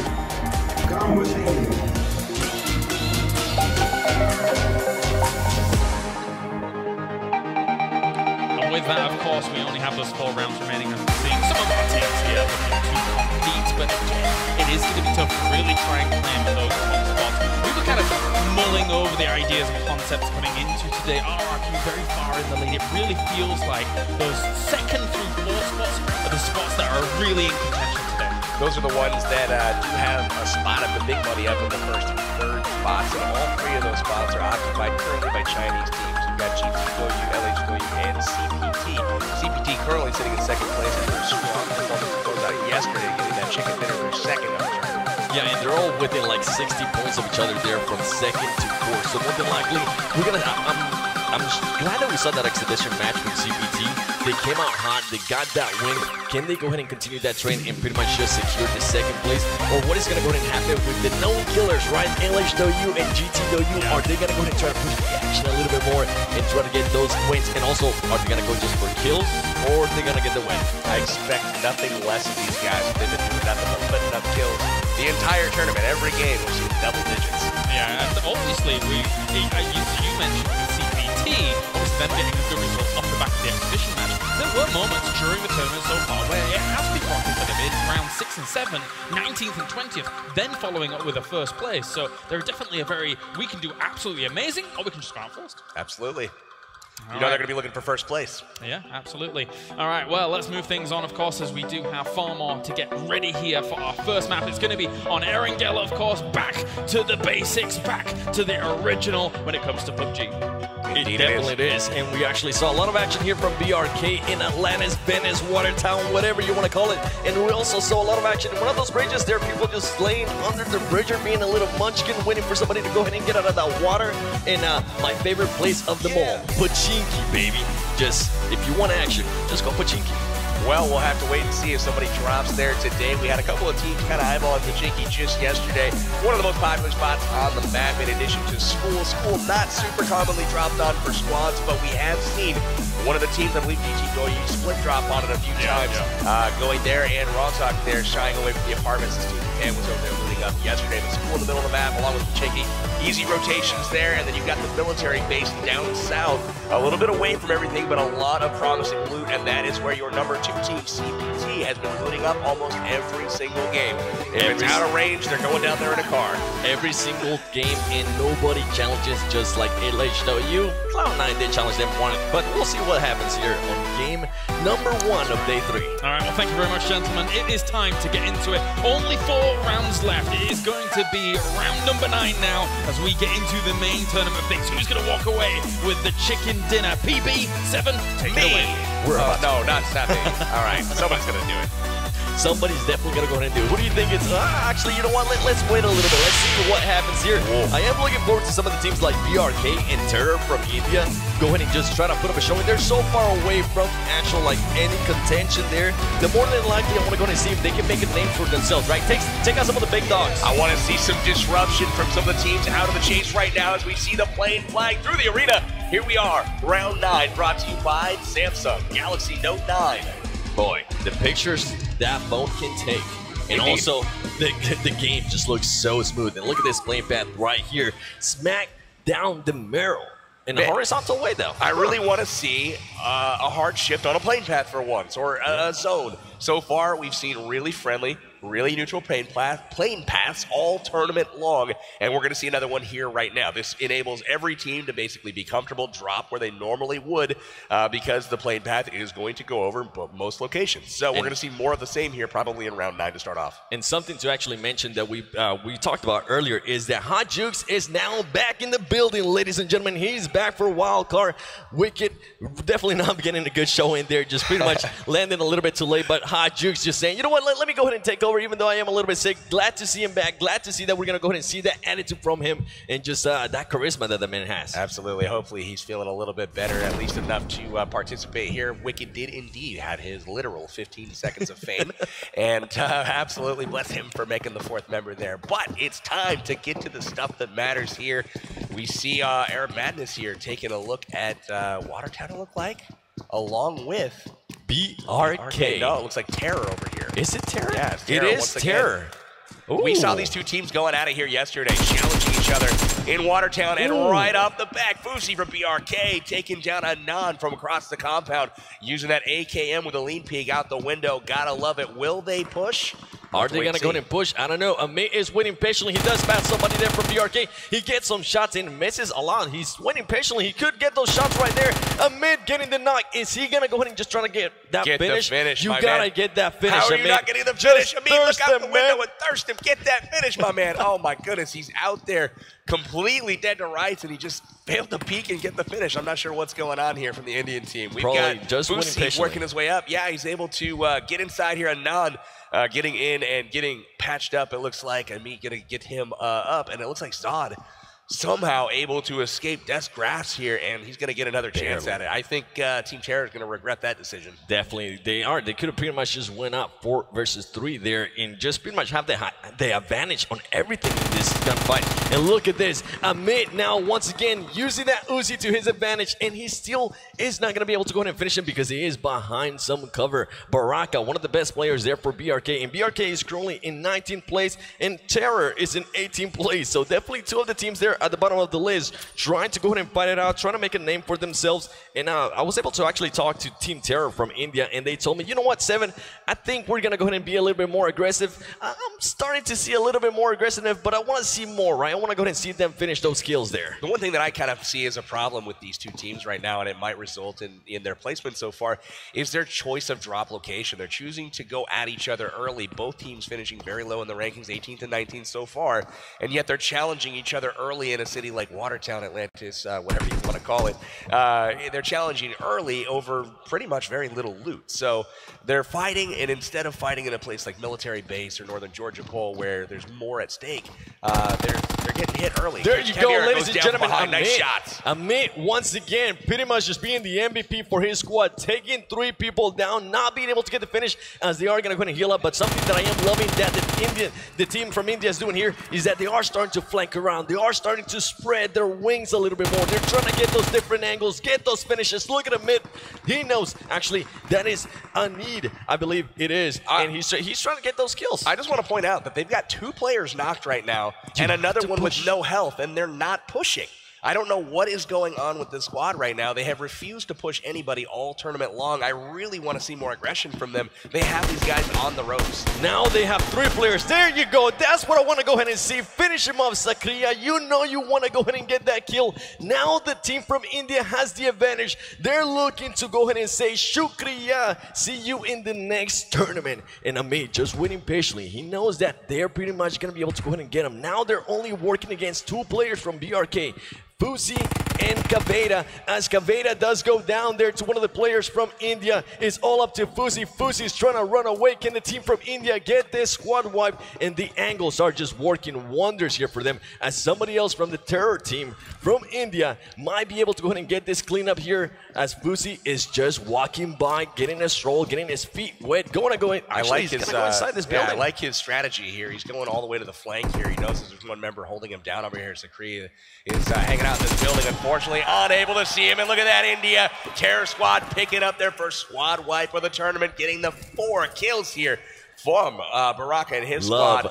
Baraka and the BRK team go out first once again, but Terror squad looking strong here, getting a lot of knocks, and fortunately the BRK team ran to them for the finish. Love seeing that there. Gacho from the Indian team. Hopefully they're able to go ahead and continue that aggressiveness, and maybe they start pushing the action a little bit more once they knock down some more players. Who knows? I want to go ahead and see a top 3 there from the Terror team from India. I would love to see that. I would love to see that as well. We got Gainstars and GTW very close by. These guys have seemed to have had an unspoken agreement so far to loot each side of Northern Georgia Pole here. GTW has been looting the west side of Northern Georgia, as well as Gangstar's looting the east side of Northern Georgia. Pretty much all tournament long, we haven't seen a skirmish there, as both teams not really wanting to engage that early on. But check the zone out in this one. Way down in the southeast. This is a pretty hard shift so far for the first circle, and a lot of the teams in the northwest are going to have some rotation to do probably pretty early. And look at this crate. Kodo trying to get his stuff from this crate, but he's got to watch out. You don't want to get squished by that crate, ladies and gentlemen. He was able to get the AUG, and more than likely he was able to go ahead and get that AWM, as we see Aaron Manis in KWCD here on a hot pursuit. Aaron Manis just trying to get him, trying to at least get 1 player down so they can go ahead and push the action a little bit more, but they are going to go ahead and continue the pursuit. They know they have him in the run. Will they go ahead and just fully continue the pursuit, or just back up a little bit, because it is super early in the match? It looks like Korea Winter Chicken Dinner on the run here. Aaron Madden is trying to chase him down a little bit, not quite fully committing to it, probably a little bit unsure on if they want that fight out of a car, a little bit of RNG involved there for sure. But rotating around, trying to get position into this new zone here. Looks like Korean Winter Chicken Dinner right now kind of split up. We're going to focus our attention now on RRQ Athena to see what they've got going on. RRQ Athena, we saw them win 5 games in a row yesterday, something you just don't see often. They are actually going to my favorite place, Pochinki, baby. That's what I like to see there, and they have it all to themselves. Now, the good thing about this here is that they do have pretty much the center of the map, so they can, if they're depending on where the circle is, which actually just now seeing the circle, they are inside the circle. So they can just go ahead and take their sweet time, loot up even more, and wait to see what other teams are going to go ahead and do. As we see GTW now is starting to go ahead and start rotating up north. They don't want anything to do there with Gangstars. Absolutely. Rotating out of Northern Georgia Pole fairly early on. They notice the circle is going to be coming in, and they have a long way to go to zone at the moment. So they're going to park on the hill, see what they can see, maybe get some kills as far as some people rotating out of the city. Looks like GG Gamers and Evo's here getting ready to go at it. Evo's Burnout doing really well so far this tournament. A couple disappointing places, but overall, really solid performance, and they were our first Chicken Dinner winner on day 1. They're sitting currently in 6th place. And definitely Evo's getting lucky there in some occasions too, as some teams decided not to finish them off. But Evo's, we know that they can go ahead and get the angles. We know that they can go ahead and get the strategies.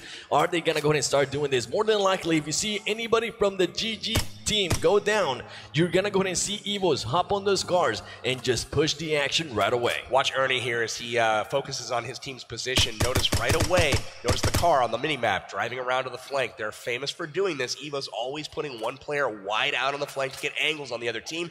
Ernie calling out that he does see that GG Gamers is split. 2v2, he's got eyes on all of them. 2 of them running to the warehouse. He knows they're vulnerable right now. Look for them to push the offensive here while they're split apart. And talking about Evo's, that rotation you mentioned there with the car, just pretty much being able to squeeze them, right? Being able to go ahead and sandwich them between. As one of the players there from GG gets in a car and he bailed on his team. He said, no, I actually don't want this, guys. You deal with it. I'm going to go ahead and just run away. More than likely, I don't have any kind of guns. And look at this place here by Evo's. They're going to go ahead and, they saw one player already get out of here, so they're going to go ahead and just stop that. They're going to say, a roadblock, baby. Really good job. You ain't job going anywhere. Refueling the vehicle already as well, getting ready for their push out of here. But what they've seen is they saw a couple of players run across the warehouse, so they know that there is half a squad essentially that they've got pinned, and they're looking to kind of press that advantage right now, taking a 4v2 approach. Looks like Cloud9 has gotten a flare gun called in a crate again, and we will see what they've got this time. So they are getting blessed with the loot this time around. You saw Kodo a little bit earlier have his choice of an AUG and an AWM. Not sure if they ended up picking that up because it was on the side of a cliff, but as we see once again, some great loot here. We'll see if they go pick that up here shortly. Yeah, something you definitely don't see often too.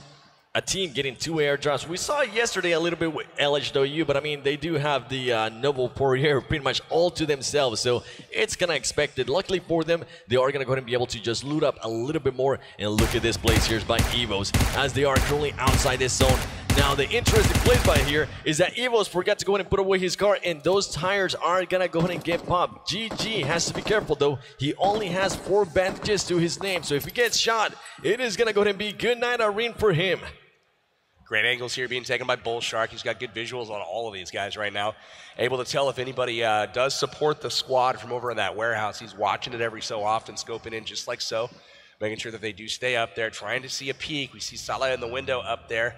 Knows that he's got one pinned down in the house, and he's communicating to his team as you see them closing in on the ground, trying to get to this position. JZ inching his way in. And interesting stuff here by Evo's being just so aggressive, even though they are currently outside the zone. It looks like they definitely want to pretty much get those finishes, get those skills, and try to get the place in there towards the end as well. As we see GG just waiting patiently here, seeing what they're going to go ahead and do in the flank. Once again by Evo's X, just making sure he's able to go ahead and get those angles. Now Evo's JC starting to go ahead and push forward. Here we go, ladies and gentlemen. It backfired though because Evo's X gets taken out. That is going to be huge there for GG, as they currently, I believe they have just 2 players there on that location. That's a clutch knock right there from GG Gamers, as Evo's has basically decided to prey upon them. And look at this, Ernie comes in, immediately answering back. Majet gets taken down, hides his way in, and immediately finished right now by Ernie. Ernie is always clutch on the rotations, always extremely quick to react. And again, proving it here right now. JZ is able to take down Charisma as well. Charisma low on heals from standing in the zone for so long.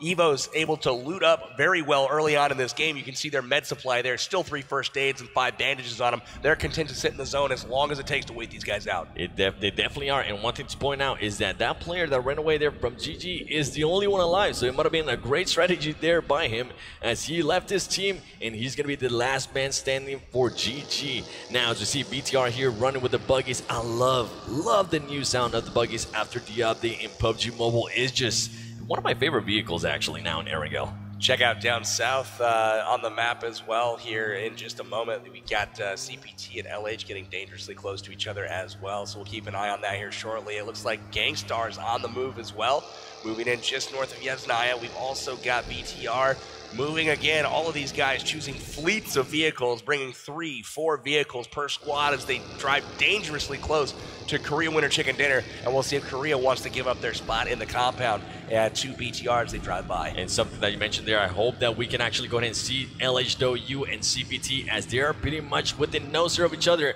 but I don't see any type of engagement there from the Chinese teams. It seems like they're just waiting patiently. They're trying to go ahead and see if they want to go ahead and engage that early.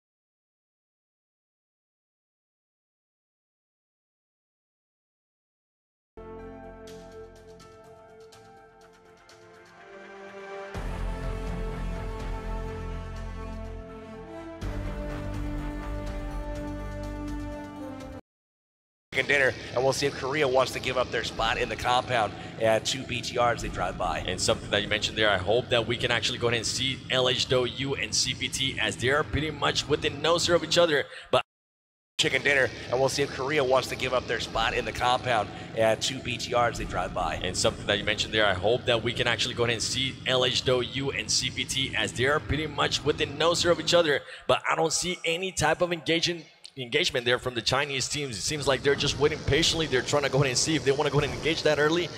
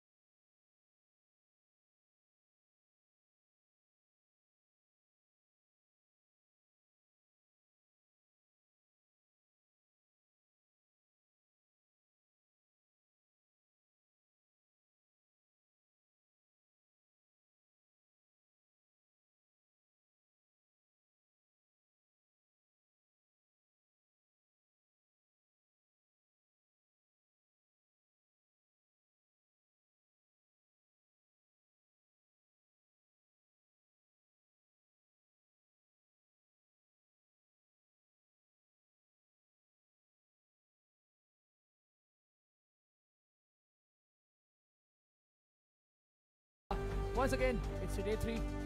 पहला official match था वो। देखना होगा कि कैसे केरल बहुत बढ़िया खेल रही थी और केरल बहुत बढ़िया खेल रही थी यार। वो Let's hope it is that. hopefully कई बार ऐसा होता है कि आपका मैच अगर थोड़ा सा भी इशू आ जाते हैं कहीं तो रीमैच करना पड़ता है, क्योंकि बेंगलुरु में भी हमने देखा था इशू आ गया था। तो पहला जो ऑफिशियल मैच था, पहला जो डेमो मैच था वो हो गया, तो उसके बाद जो पहला ऑफिशियल मैच था उसमें एक इशू आ गया था, तो हमको वो मैच को वापस से रीमैच करना पड़ गया था। तो होपफुली वैसा ना हो, जैसे जैसे हमको इन्फॉर्मेशन मिलती जाएगी हम आप तक पहुँचाते जाएंगे। अब ज़रा बात कर लें ये मैचेस में कैसा चल रहा था। थर्ड पर्सन ऑलरेडी, तो फर्स्ट पर्सन से वो स्लो ही चलने वाला है। लोग अपनी गन से ज़्यादा अपने थर्ड पर्सन के कैमरा एंगल पे ज़्यादा रिलाई करते हैं, तो वो स्लो पेस तो मैच चलना ही, और जैसे कि हमने देखा कि चल रहा था।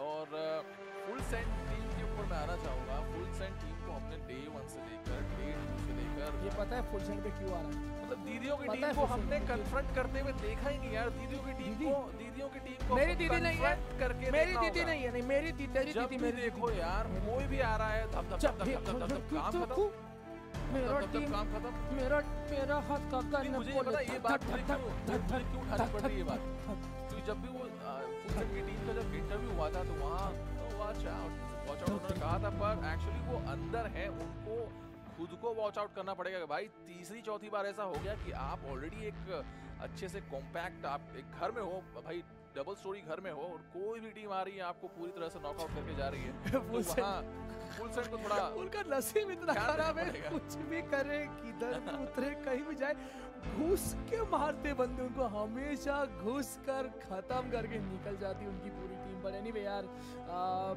और अगर बात करें दूसरे टीम्स की, RRQ और CPT बहुत ही खतरनाक एक युद्ध में है एक दूसरे के साथ। पर एक्चुअली देखने हैं तो टॉप के जितने भी टीम्स हैं सभी टीम्स एशिया से, एशिया के बाहर किया, एशिया से है। और आज का एक भी मैच में लगता है RRQ अगर जीत गई, मुझे लगता है कि कहानी खत्म है और RRQ की विजेता बनने वाली है। खुद से ट्राई कैसे देखेगा ना, हम खुद से देखते दुबई का वेदर क्या है, तुम बताओ देखते दुबई का वेदर क्या है। सच दुबई का वेदर बिल्कुल आप चेक करो।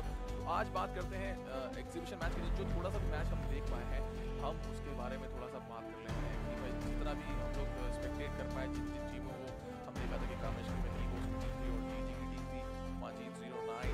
कभी भी जैसा मेरा पर्सनली ऐसा है कि अगर आपको पता नहीं भी है तो आप एकदम यार बान के दरवाजे में थोड़ी ना घुस जाओगे, आपको नहीं भी पता है कि वहाँ कोई नहीं है। PUBG ऐसा गेम है, आपको हर बार ये सोच के चलना पड़ेगा कि यार वहाँ कोई हो सकता है। एक दरवाजे पे जाके कूद रहे हैं बाहर, भाई अंदर से निकल के बंदे ने मार दिया, काम खत्म कर दिया।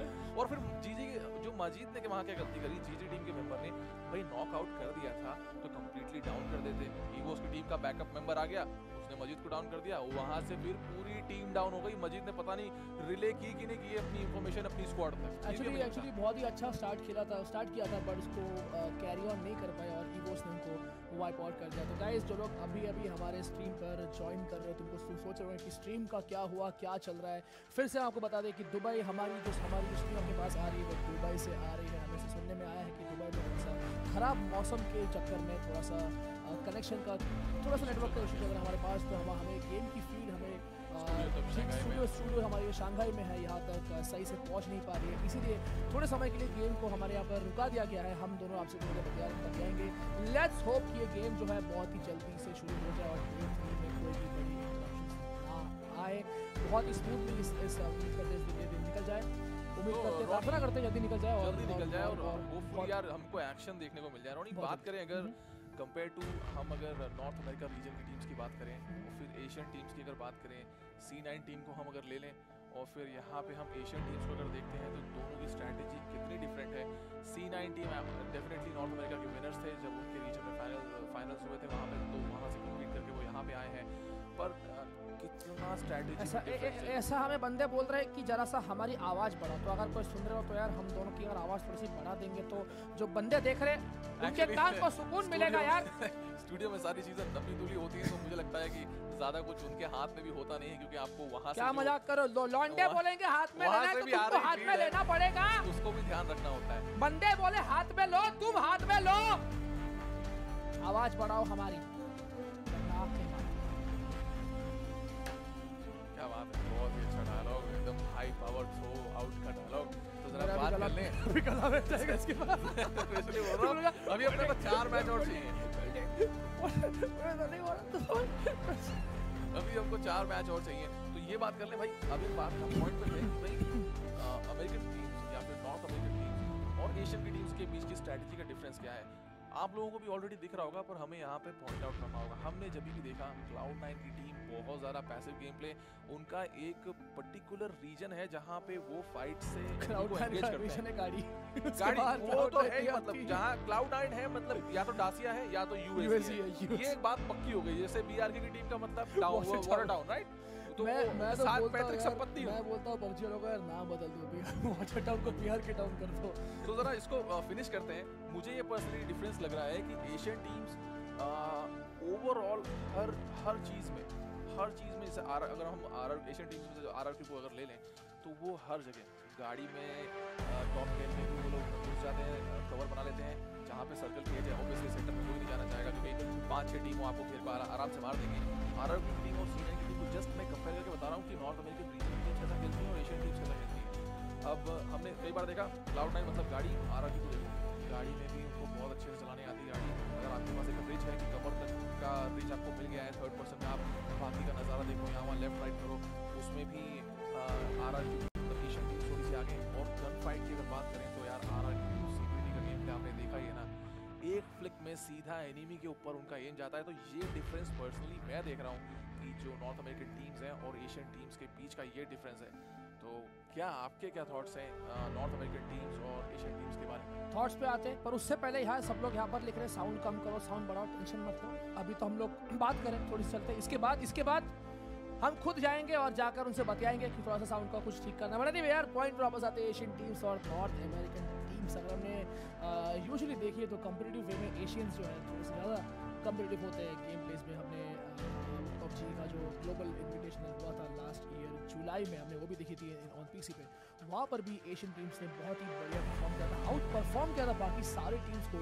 और जब मतलब देखा जाए, और अगर हम सर्वर्स की बात करें, जब भी हम लोग सर्वर्स में खेलते हैं, कभी यूरोप सर्वर्स में खेलते हैं, कभी नॉर्थ अमेरिका में खेलते हैं, ऑफकोर्स हमें तो लैग होता है। और कंपेरेटिवली हम लोगों में बात करें, मैंने बहुत फोरम्स पढ़े, मैंने बहुत लोग के मैसेजेस पढ़े, मैंने बहुत चीज़ें पढ़ी है वहाँ पर। मैंने ये चीज़ नोटिस करी, लोगों ने सबने ये चीज़ कहा है कि जो एशियन प्लेयर्स हैं, जो एशियन गेमिंग सीन है, वहाँ पे बहुत कम्पिटिटिव गेम प्ले होता है। और अगर आप अपने कैजुअल गेम्स में, अपने क्लासिक गेम्स में कम्पिटिटिवनेस को रखते हो तो ऑफकोर्स आपका जो गेम प्ले है वो बहुत ज़्यादा सुधर जाता है। और यहाँ पर आके आपके पास बहुत ज़्यादा चीज़ें, नई चीज़ें आपके पास आपके पिटारे में आपके पास बहुत ही ज़्यादा चीज़ें, ट्रिक्स, स्किल्स बहुत कुछ होती है ट्राई करने के लिए कंपेयर टू नॉर्थ अमेरिका।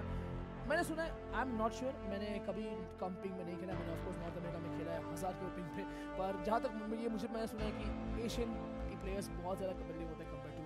ये बात एकदम सही है कि ज़रूरी नहीं है कि हर प्लेयर को, अगर आपको वर्ल्ड के बेस्ट प्लेयर्स ढूंढने हैं किसी भी गेम की, अगर आप बात कर लो, चाहे वो स्पोर्ट्स गेम है, चाहे FPS गेम है, तो ज़रूरी नहीं कि सारे के सारे प्लेयर्स आपको नॉर्थ अमेरिका के ही मिलने वाले हैं। क्योंकि अब कोई, ठीक है, किसी को मिल गया प्रमोशन तो अच्छी बात है, वो अच्छे खिलाड़ी हैं, पर हर गेम में मैं आपको बता सकता हूँ कि इतने साल हो गए गेमिंग करते करते, हर दुनिया का कोई गेम आप पकड़ो, मोबाइल गेम आप पकड़ो, प्ले स्टेशन या एक्सबॉक्स की अगर आप कोई गेम पकड़ लो, या फिर PC गेमिंग की अगर आप कोई गेम पकड़ लो, तो आपको हर गेम के अंदर, चाहे स्पोर्ट्स गेम है, चाहे शूटर गेम है, आपको एशिया में नंबर 1 खिलाड़ी मिल जाएंगे, ज़बरदस्त स्किल वाले खिलाड़ी आपको मिल जाएंगे। बस ये है कि शायद उनके पास उतना टाइम नहीं होगा कि वो गेमिंग भी कर रहे हैं, घर के कामकाज भी संभाल रहे हैं, उसके बाद वो सोशल मीडिया पर भी एक्टिव रहें, स्ट्रीम करें। पर मैं आपको इस बात की गारंटी दे सकता हूँ कि जितने अच्छे प्लेयर्स आपको अमेरिका, नॉर्थ अमेरिका में मिलते हैं, उतने ही स्किलफुल प्लेयर्स या उससे ज़्यादा भी स्किलफुल प्लेयर्स आपको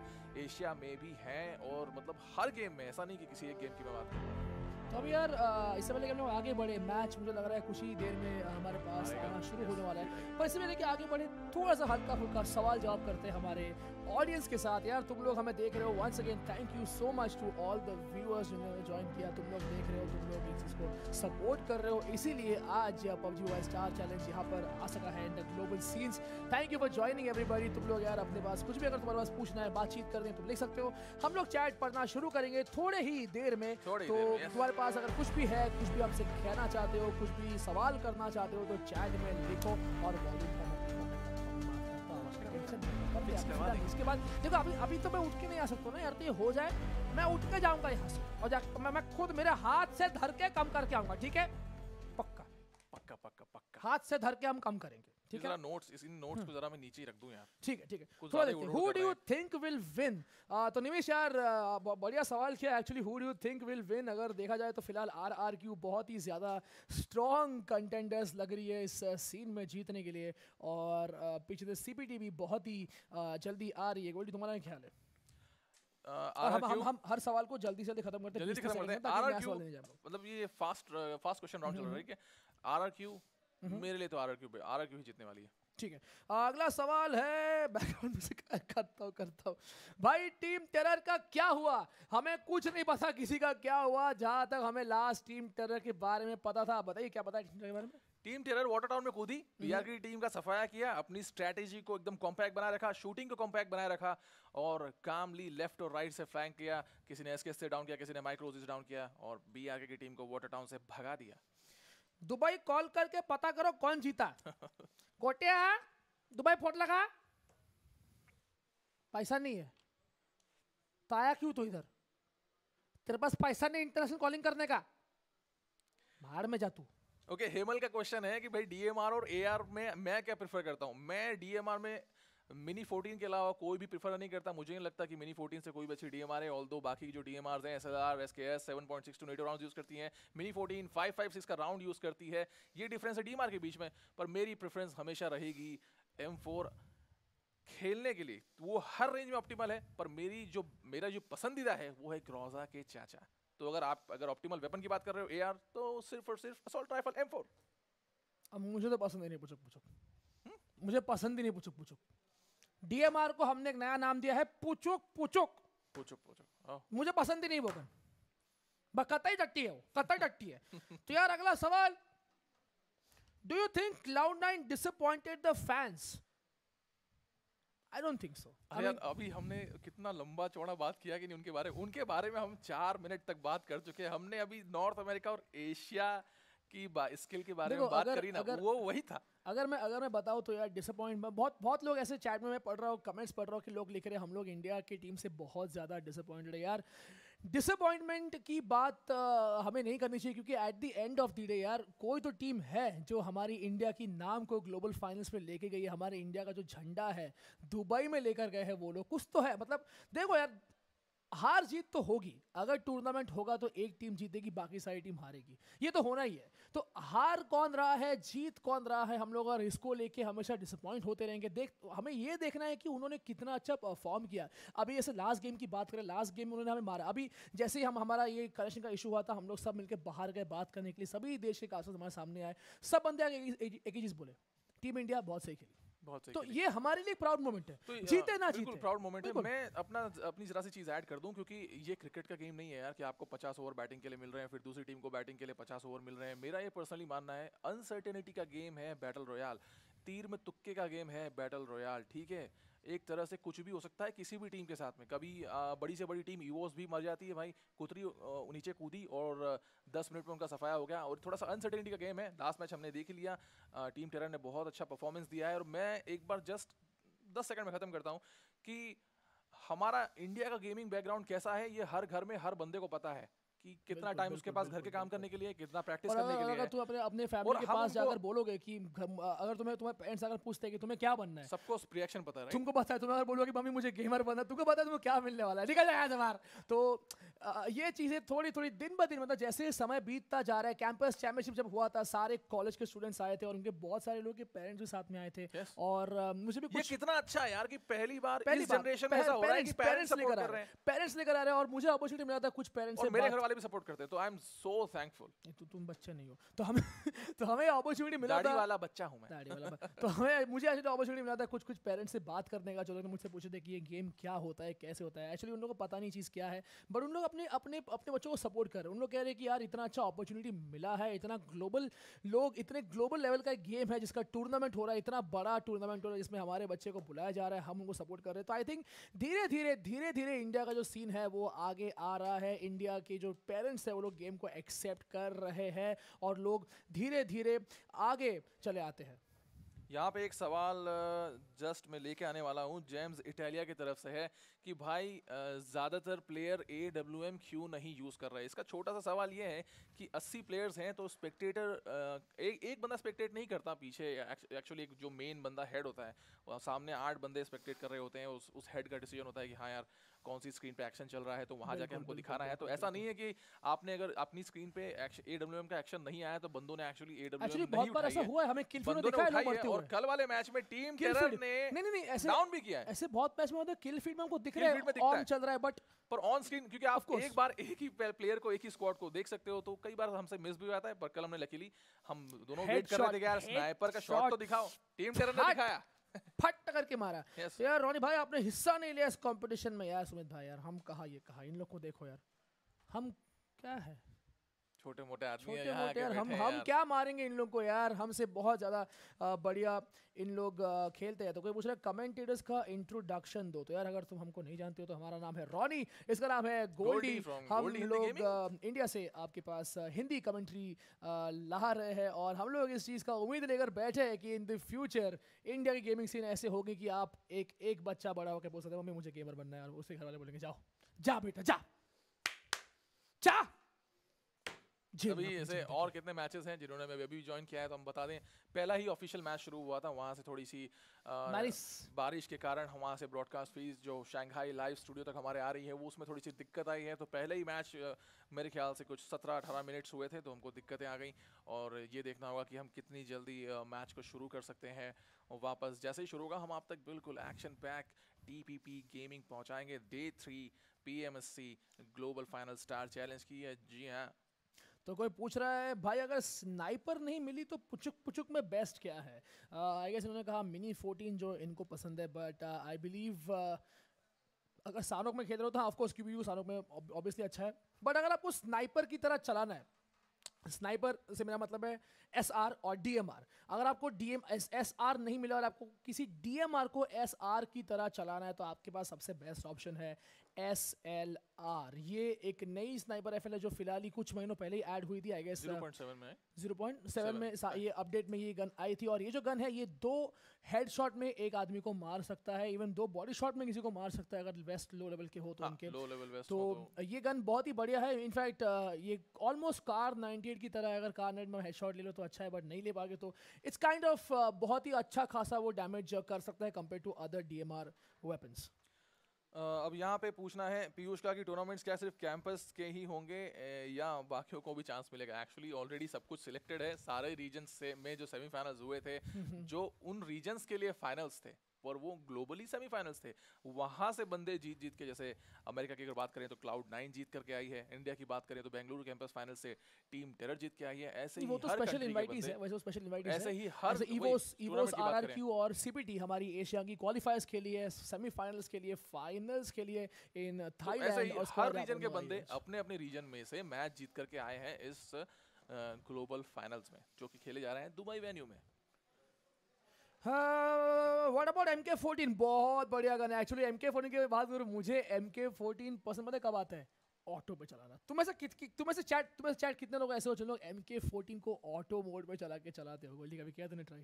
नहीं, मैं एक्चुअली मैंने बताया मैं मिनी 14 खेला है, DMR में कभी भी ऐसे वेपन्स को हाथ नहीं लगाता। ऑल्दो वो क्रेट वेपन है, ऑटो में जरूर 7.62 नेटो राउंड है तो उसका डैमेज बहुत ही टपाटप हाई लगता है। उसका डैमेज DMR का है। उसका आपने कोई सा भी वेस्ट पहना वो डैमेज जरूर करती है, पर वो मैं समझता हूँ कि जब आप ऐसी सिचुएशन में हो, टॉप 15 में हो और अगर सामने वाले बंदे के पास ऑप्टिमल वेपन है जैसे कि अगर M4 और आप ऑटो पे उसको चला रहे हो और क्योंकि उसका रिकॉल कितना हैवी है आप सभी को पता होगा, तो वहाँ फाइट हारने के ज़्यादा चांसेस होते हैं।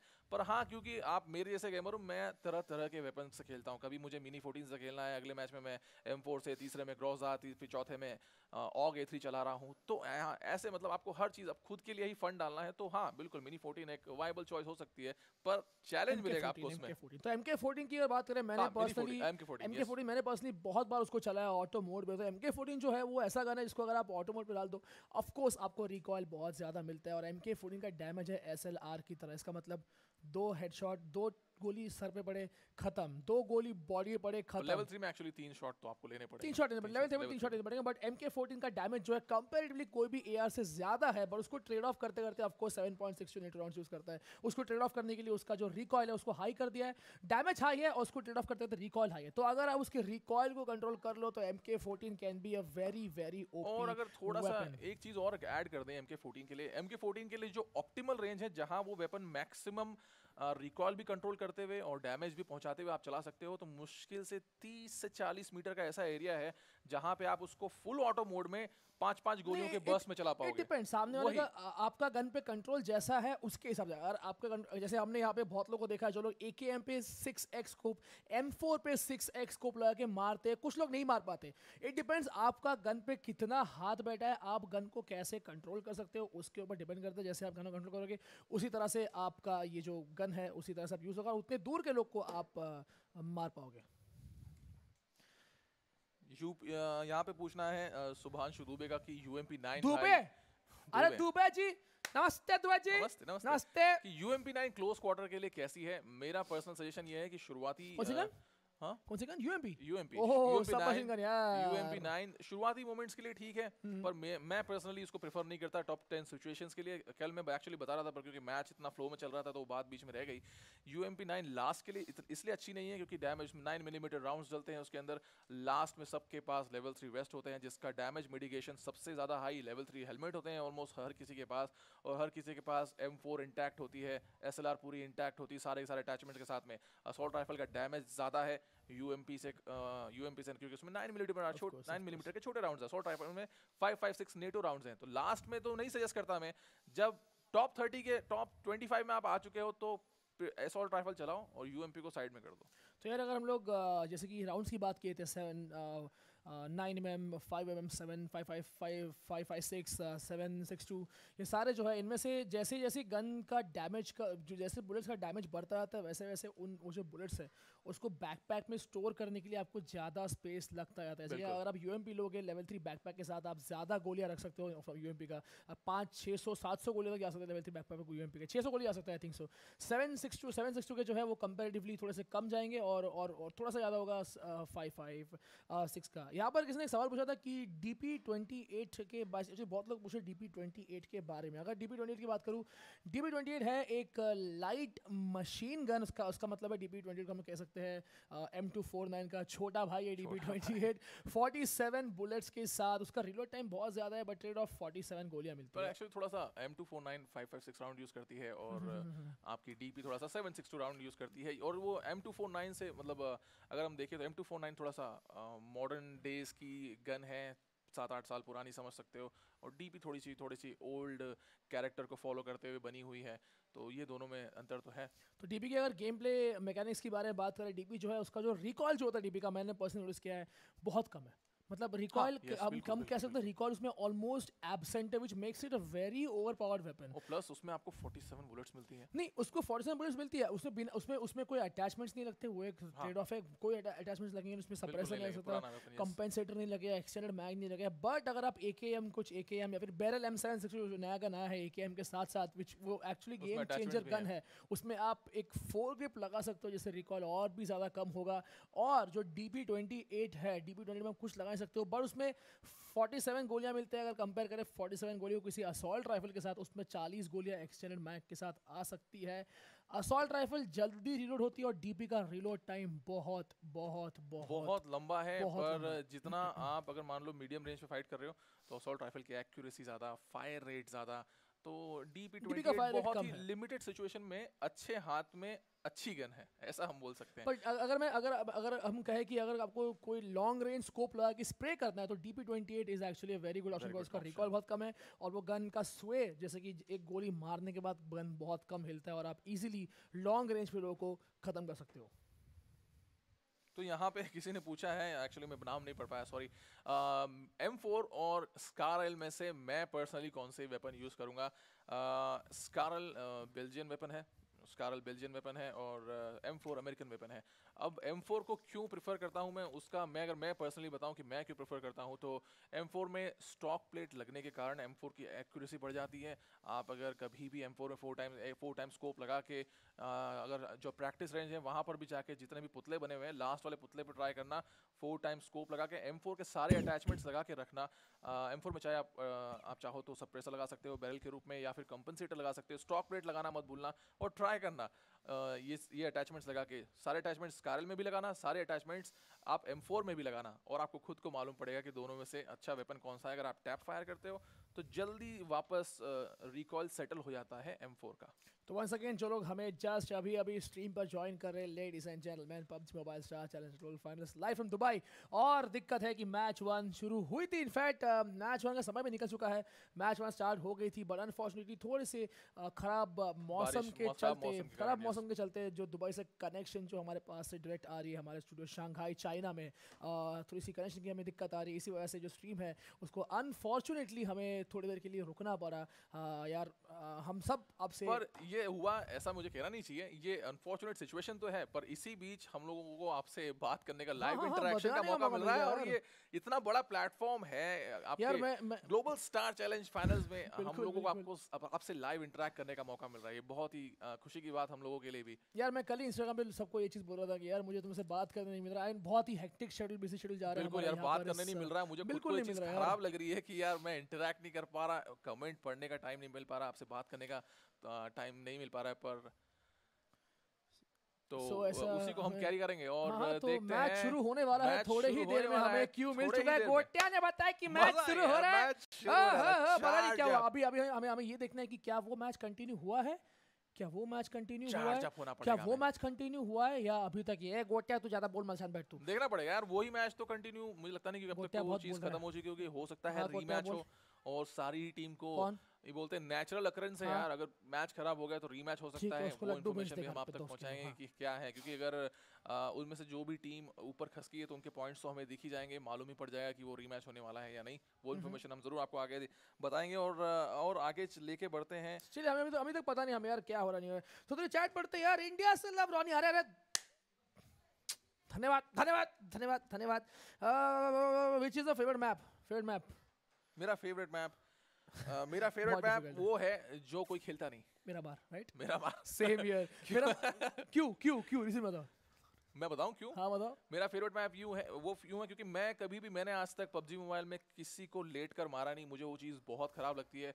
मोबाइल डिवाइस में चलो वो वैलिड है, क्योंकि बहुत मोबाइल डिवाइस में वैलिड है, पर जब आप इन्वर्टर पर किसी चीज़ में खेलते हो तो वहाँ मैंने कभी किसी को लेट के मारा नहीं। मुझे थोड़ा सा खराब लगता है, पर मोबाइल डिवाइस में वैलिड है, क्योंकि ऑलरेडी बहुत चैलेंजिंग होता है मोबाइल डिवाइस में। जो आज आप यहाँ पे गेम प्ले देख रहे हो पिछले लास्ट के 2 दिनों से, और ये बहुत हाई लेवल का गेम प्ले है, ये हलवा चीज़ नहीं है। देखने में भले इजी लग रहा है, हमको मज़ा आ रहा है वाह, पर जो सीखने वाले बंदे हैं ऑलरेडी आप सब में से सीख रहे होंगे ये टूर्नामेंट देख के।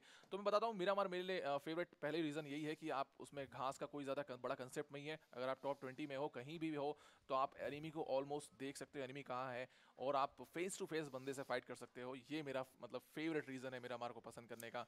और मेरा फेवरेट रीज़न मिरामार को पसंद करने का है स्नाइपर्स। जिसको पता नहीं है, Miramar actually is a sniper map.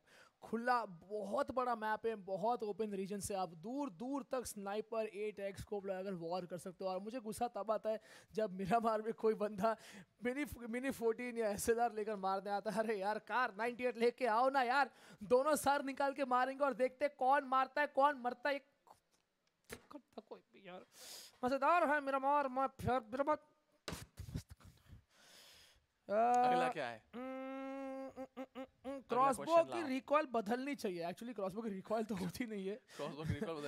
Crossbow use करना बहुत डिफिकल्ट है, ये समझना थोड़ा सा मुश्किल है। क्रॉसबो का आइडिया लगाना किस तरह से जाता है। क्रॉसबो का एक स्पेसिफिक मीटर है, उसके एक रेंज है, उसके आगे क्रॉसबो फायर मैं तो PUBG PC में चलाया, मोबाइल में चलाया नहीं। हमको दिखाते हैं क्रॉसबो काम कैसे करता है। अभी एग्जांपल अगर आपने क्रॉसबो का ऐसे मारा है तो क्रॉसबो का एक लिमिट है, वो ऐसे अगर मारोगे तो वो इतने पे जाके ऐसे गिर जाएगा। जो गोलियां होती है वो तीर है, तीर मार रहे हो, तीर होता नहीं तो एग्जैक्टली। तो कुछ होता है, कुछ 40-50 मीटर तक जाके फिर वो नीचे गिर जाता है। तो अगर आपको लॉन्ग दूर के रेंज से उसको मारना है तो आपका जो एम है आपको उसको बहुत ऊपर करना है, फिर ही आप मारोगे, तभी जाके उसको लगेगा। अगर आप गन्स की बात करें, गन्स के जो बुलेट्स होते हैं वो यार, बुलेट्स तुमको पता है कैसे काम करता है, ऐसे फाट करके मारता है, वो सुप निकल के चले जाता है, किसी को जाके पड़ता है। बट क्रॉस वो एक रबर बैंड की तरह छोड़ता है और वो आगे जाता है। दक्ष 7M का पूछना है, सप्रेसर से डैमेज कम होता है क्या? मुझे नहीं लगता सप्रेसर से डैमेज कम होता है। सप्रेसर से आपकी बुलेट स्पीड कम होती है, डैमेज नहीं कम होता। आई एम नॉट श्योर अभी यहाँ पर बुलेट कैसे स्पीड होता है, बुलेट बट जहाँ स्पीड तक तो इनएविटेबल है, बुलेट स्पीड कम होती है, मुझे नहीं लगता डैमेज कम होता है। जहाँ तक मुझे पता है सप्रेसर्स ऑन ओवरऑल पूरे, अगर हम लोग दूसरे गेम्स ऐसे हैं, गेमिंग्स की बात करें, दूसरे गेम्स ऐसे हैं, जैसे अगर मैं नाम ले लूं, जैसे बैटलफील्ड, तो वहां पे आप सप्रेसर लगाते हो तो दोनों आपको घाटे हैं। आपकी बुलेट स्पीड, जो बुलेट ट्रैवलिंग स्पीड है, वो आपकी थोड़ी धीमी हो जाएगी कंपेयर टू बिना सप्रेसर, और आपका डैमेज भी कम होता है। मुझे लगता है पबजी में इन जनरल आपकी बुलेट स्पीड कम होती है, डैमेज कम नहीं होता, क्योंकि ये गेम ऑलरेडी आपकी अकेले की स्किल पे बेस्ड है। और अगर सप्रेस डैमेज कम करके भी, तो मुझे लगता है बहुत ज़्यादा थोड़ा सा हार्ड बन जाएगा। यार बहुत लोगों को ये लगता है कि सप्रेसर से रिकॉइल बढ़ता है, ये चीज़ हमने प्रूव करी थी, मैंने एक वीडियो बनाई थी उसमें मैंने प्रूव कर दी थी कि सप्रेसर से रिकॉइल को ज़्यादा फर्क पड़ता नहीं, हल्का फुल्का फर्क है सप्रेसर और कंपेंसेटर में। बट एक चीज़ हम ऐड कर सकते हैं, सप्रेसर से बहुत ही माइनर आपका रिकॉइल कम होता है, बहुत ही माइनर कम होता है। बट इस चीज़ को हमें टेस्ट करना ज़रूर चाहिए कि सप्रेसर से क्या सप्रेसर से डैमेज कम होता है कि नहीं। बट एनीवे यार, थोड़ा और देखते हैं सवाल में क्या है। कंपेंसेटर से स्पीड बढ़ती है? नहीं बढ़ती है, कंपेंसेटर होता है सिर्फ और सिर्फ रिकॉइल को कम करने के लिए। तो अगला क्वेश्चन हम लेते हैं, M24 और कार 98 में से दोनों बेस्ट क्या है, पूछना है। ओके, तो ये बस इस क्वेश्चन के बाद फटाफट ब्रेक पे जाते हैं। M24 मेरा पर्सनल फेवरेट है। रॉनी, तुम्हारा कौन सा फेवरेट है कार 98 और M24 में से? कार 98 M24 में से M24 यार, मतलब उसका आवाज अब हम चलते मजा हैं आ जाता है यार, क्या मजा आता है उसको चलाने को यार। बट एनीवे चलेंगे ब्रेक की तरफ, मिलते हैं on the I guess feed थोड़ी ही देर में हमारे पास आने वाला है। लेट्स कंफर्म क्या हो रहा है, नहीं हो रहा है। We will see you guys on the other side of the PUBG Mobile Star Challenge Global Finals Day 3. We see you on the other side.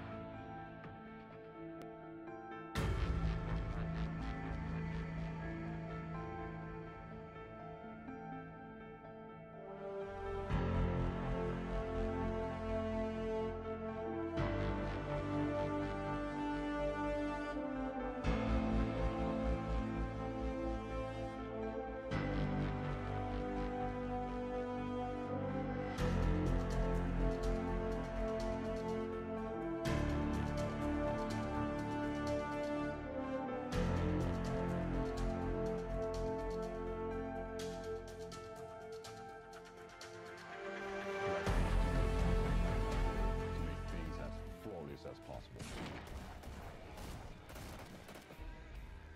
How do you transfer the map from PC to mobile? That's easy. We simply copied and pasted. No, just kidding. Yeah, whenever we have a bigger city area, there's a greater pressure on performance, especially on mobile devices.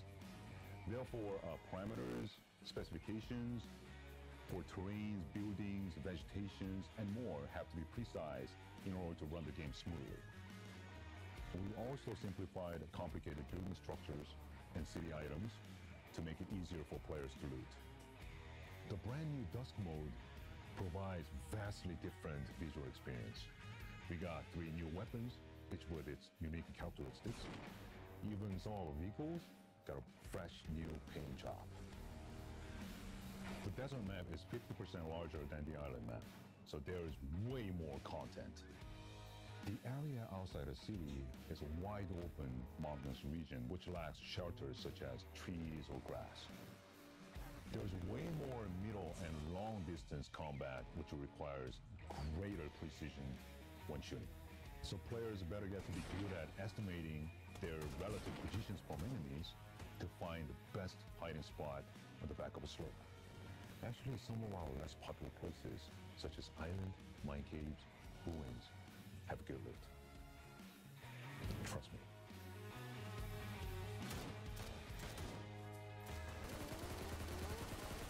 This new map is awesome. So we're constantly working on stuff during the daytime, and then we stay up all night playing. Who needs sleep?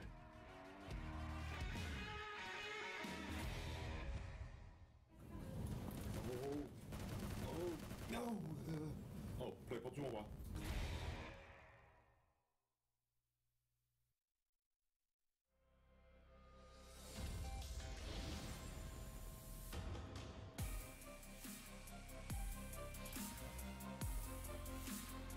Ladies and gentlemen, welcome to the PUBG Mobile Star Challenge Global, the final circle.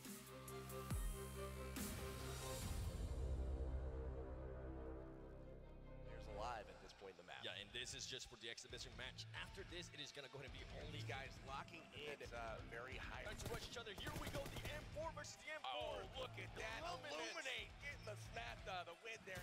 Words to say to you guys tonight. So please welcome Vincent. I'm Vincent from Tencent Game. PUBG Mobile has more than 30 million players in our game. That's right, let's take a look at some of the highlights here, brought to you by early on taking on a Galaxy team here in place with their own. Yeah, Legendary, you've been able to go ahead and take people down. And earlier, as we were talking about Cloud9 against go out early into the first game, and then we've got Hero getting blown up there by GT. And he's in here playing the push, blowing out that water and finishing them off. Being able to go ahead and take out those 2 players there from RRQ. One of the dangers of having so many vehicles is your big names there at the very top. GT Doyu had an amazing start to the day, however, didn't quite keep up with the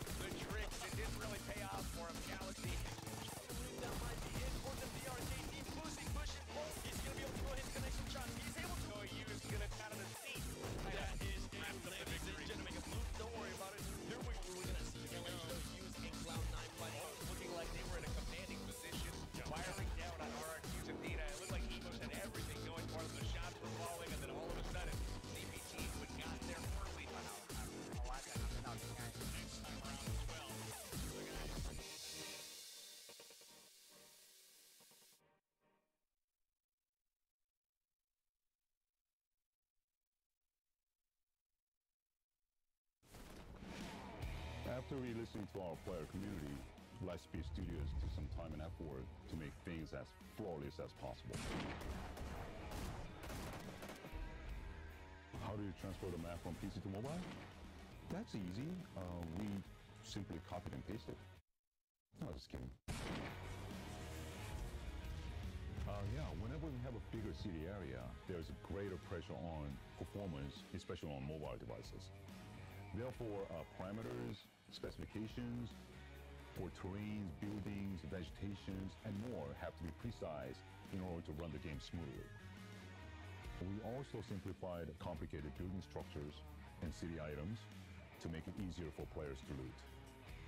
The brand new Dusk mode provides vastly different visual experience. We got 3 new weapons, each with its unique characteristics. Even some of our vehicles got a fresh new paint job. The desert map is 50% larger than the island map, so there is way more content. The area outside the city is a wide open mountainous region which lacks shelters such as trees or grass. There's way more middle and long distance combat which requires greater precision when shooting. So players better get to be good at estimating their relative positions from enemies to find the best hiding spot on the back of a slope. Actually, some of our less popular places, such as island, mine caves, ruins, have good loot. Trust me.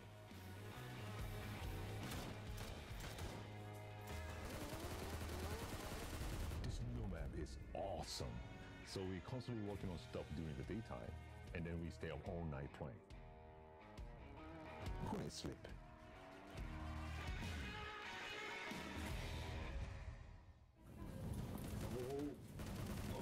No! Oh, play PUBG Mobile.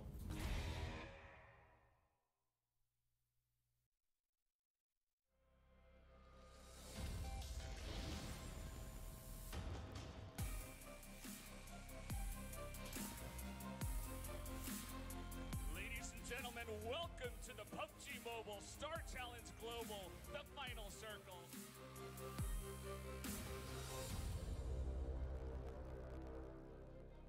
Alive at this point in the map. Yeah, and this is just for the exhibition match. After this, it is going to go ahead and be only guys locking in. It's very high. Trying to rush each other. Here we go, the M4 versus the M4. Oh, look at that. Illuminate. Getting the snap, the win there. Words to say to you guys tonight. So please welcome Vincent. I'm Vincent from Tencent Game. PUBG Mobile has more than 30 million players in our game. That's right, let's take a look at some of the highlights here, brought to you by early on taking on a Galaxy team here in place with their own. Yeah, legendary, you've been able to go ahead and take people down. And earlier, as we're talking about Cloud9 against go out early in the first game, and then we've got Hero getting blown up there by GT. And he's in here playing the push, blowing out that water and finishing them off. Being able to go ahead and take out those 2 players there from RRQ. One of the dangers of having so many vehicles is your big names there at the very top. GT Duyu had an amazing start to the day, however, didn't quite keep up the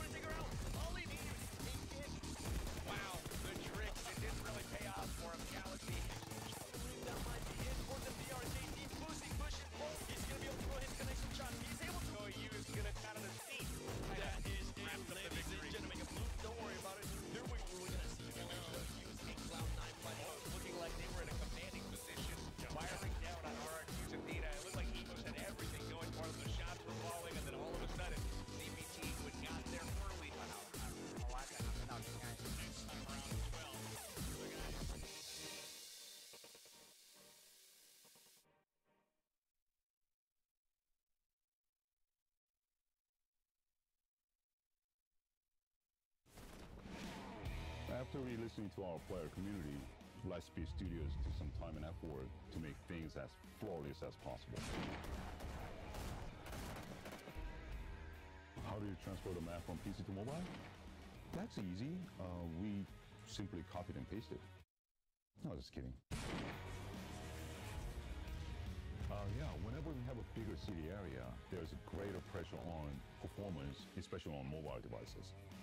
Therefore, parameters, specifications for terrains, buildings, vegetations, and more have to be precise in order to run the game smoothly. We also simplified complicated building structures and city items to make it easier for players to loot. The brand new Dusk mode provides vastly different visual experience. We got 3 new weapons, each with its unique characteristics. Even some of our vehicles got a fresh new paint job.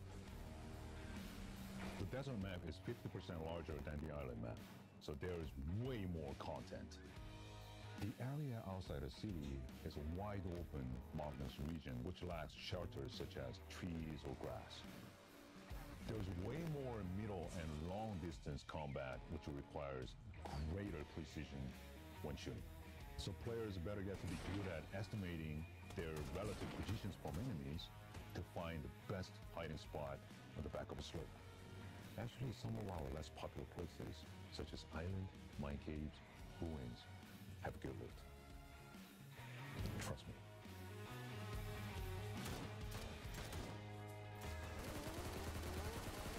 This new map is awesome. So we're constantly working on stuff during the daytime, and then we stay up all night playing. Who needs sleep?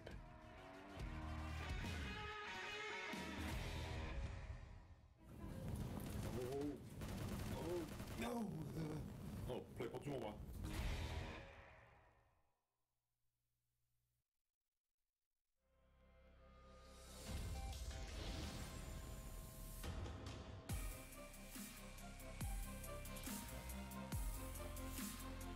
Ladies and gentlemen, welcome to the PUBG Mobile Star Challenge Global, the final circle.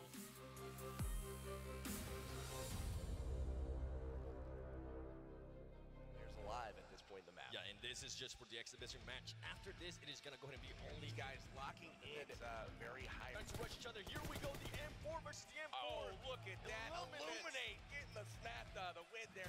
Words to say to you guys tonight. So please welcome Vincent. I'm Vincent from Tencent Game. PUBG Mobile has more than 30 million players in our game. That's right, let's take a look at some of the highlights here, brought to you by early on taking on a Galaxy team here in place with their own. And Legendary, you've been able to go ahead and take people down. And earlier, as we were talking about Cloud9 against go out early in the first game, and then we've got Hero getting blown up there by GT. And he's in here playing did push, blowing out of that water and finishing them off. Being able to go ahead and take out those 2 players there from RRQ. One of the dangers of having so many vehicles is your big names there at the very top. GT Doyu had an amazing start to the day, however, didn't quite keep the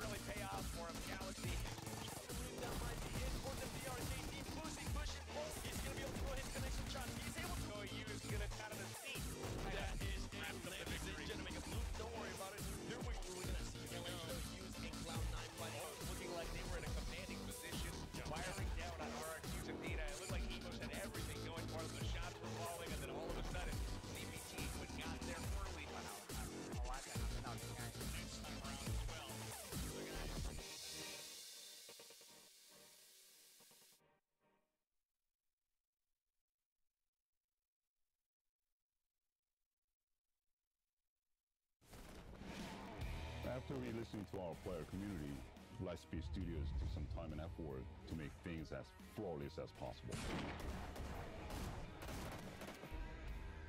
How do you transfer the map from PC to mobile? That's easy. We simply copied and pasted. No, just kidding. Yeah, whenever we have a bigger city area, there's greater pressure on performance, especially on mobile devices.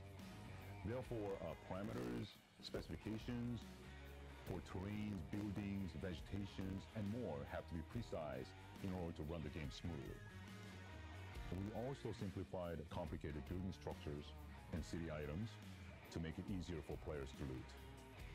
The brand new Dusk mode provides vastly different visual experience. We got 3 new weapons, each with its unique characteristics.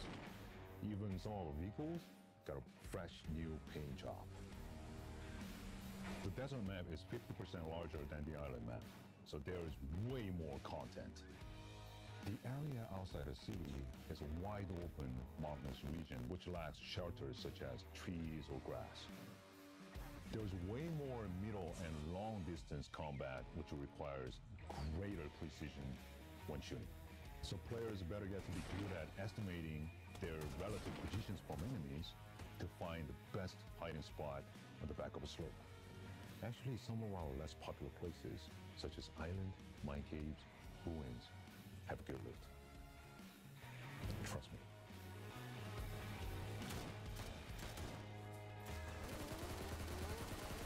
This new map is awesome. So we're constantly working on stuff during the daytime, and then we stay up all night playing. Who needs sleep?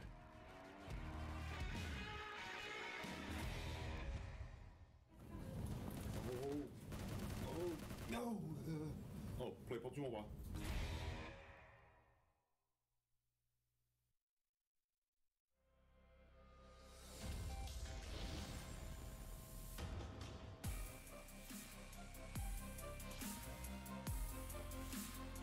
Ladies and gentlemen, welcome to the PUBG Mobile Star Challenge Global, the final circle.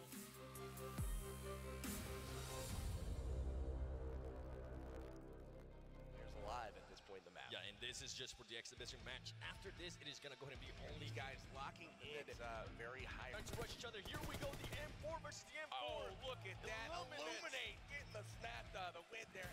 Words to say to you guys tonight. So please welcome Vincent. I'm Vincent from Tencent Game.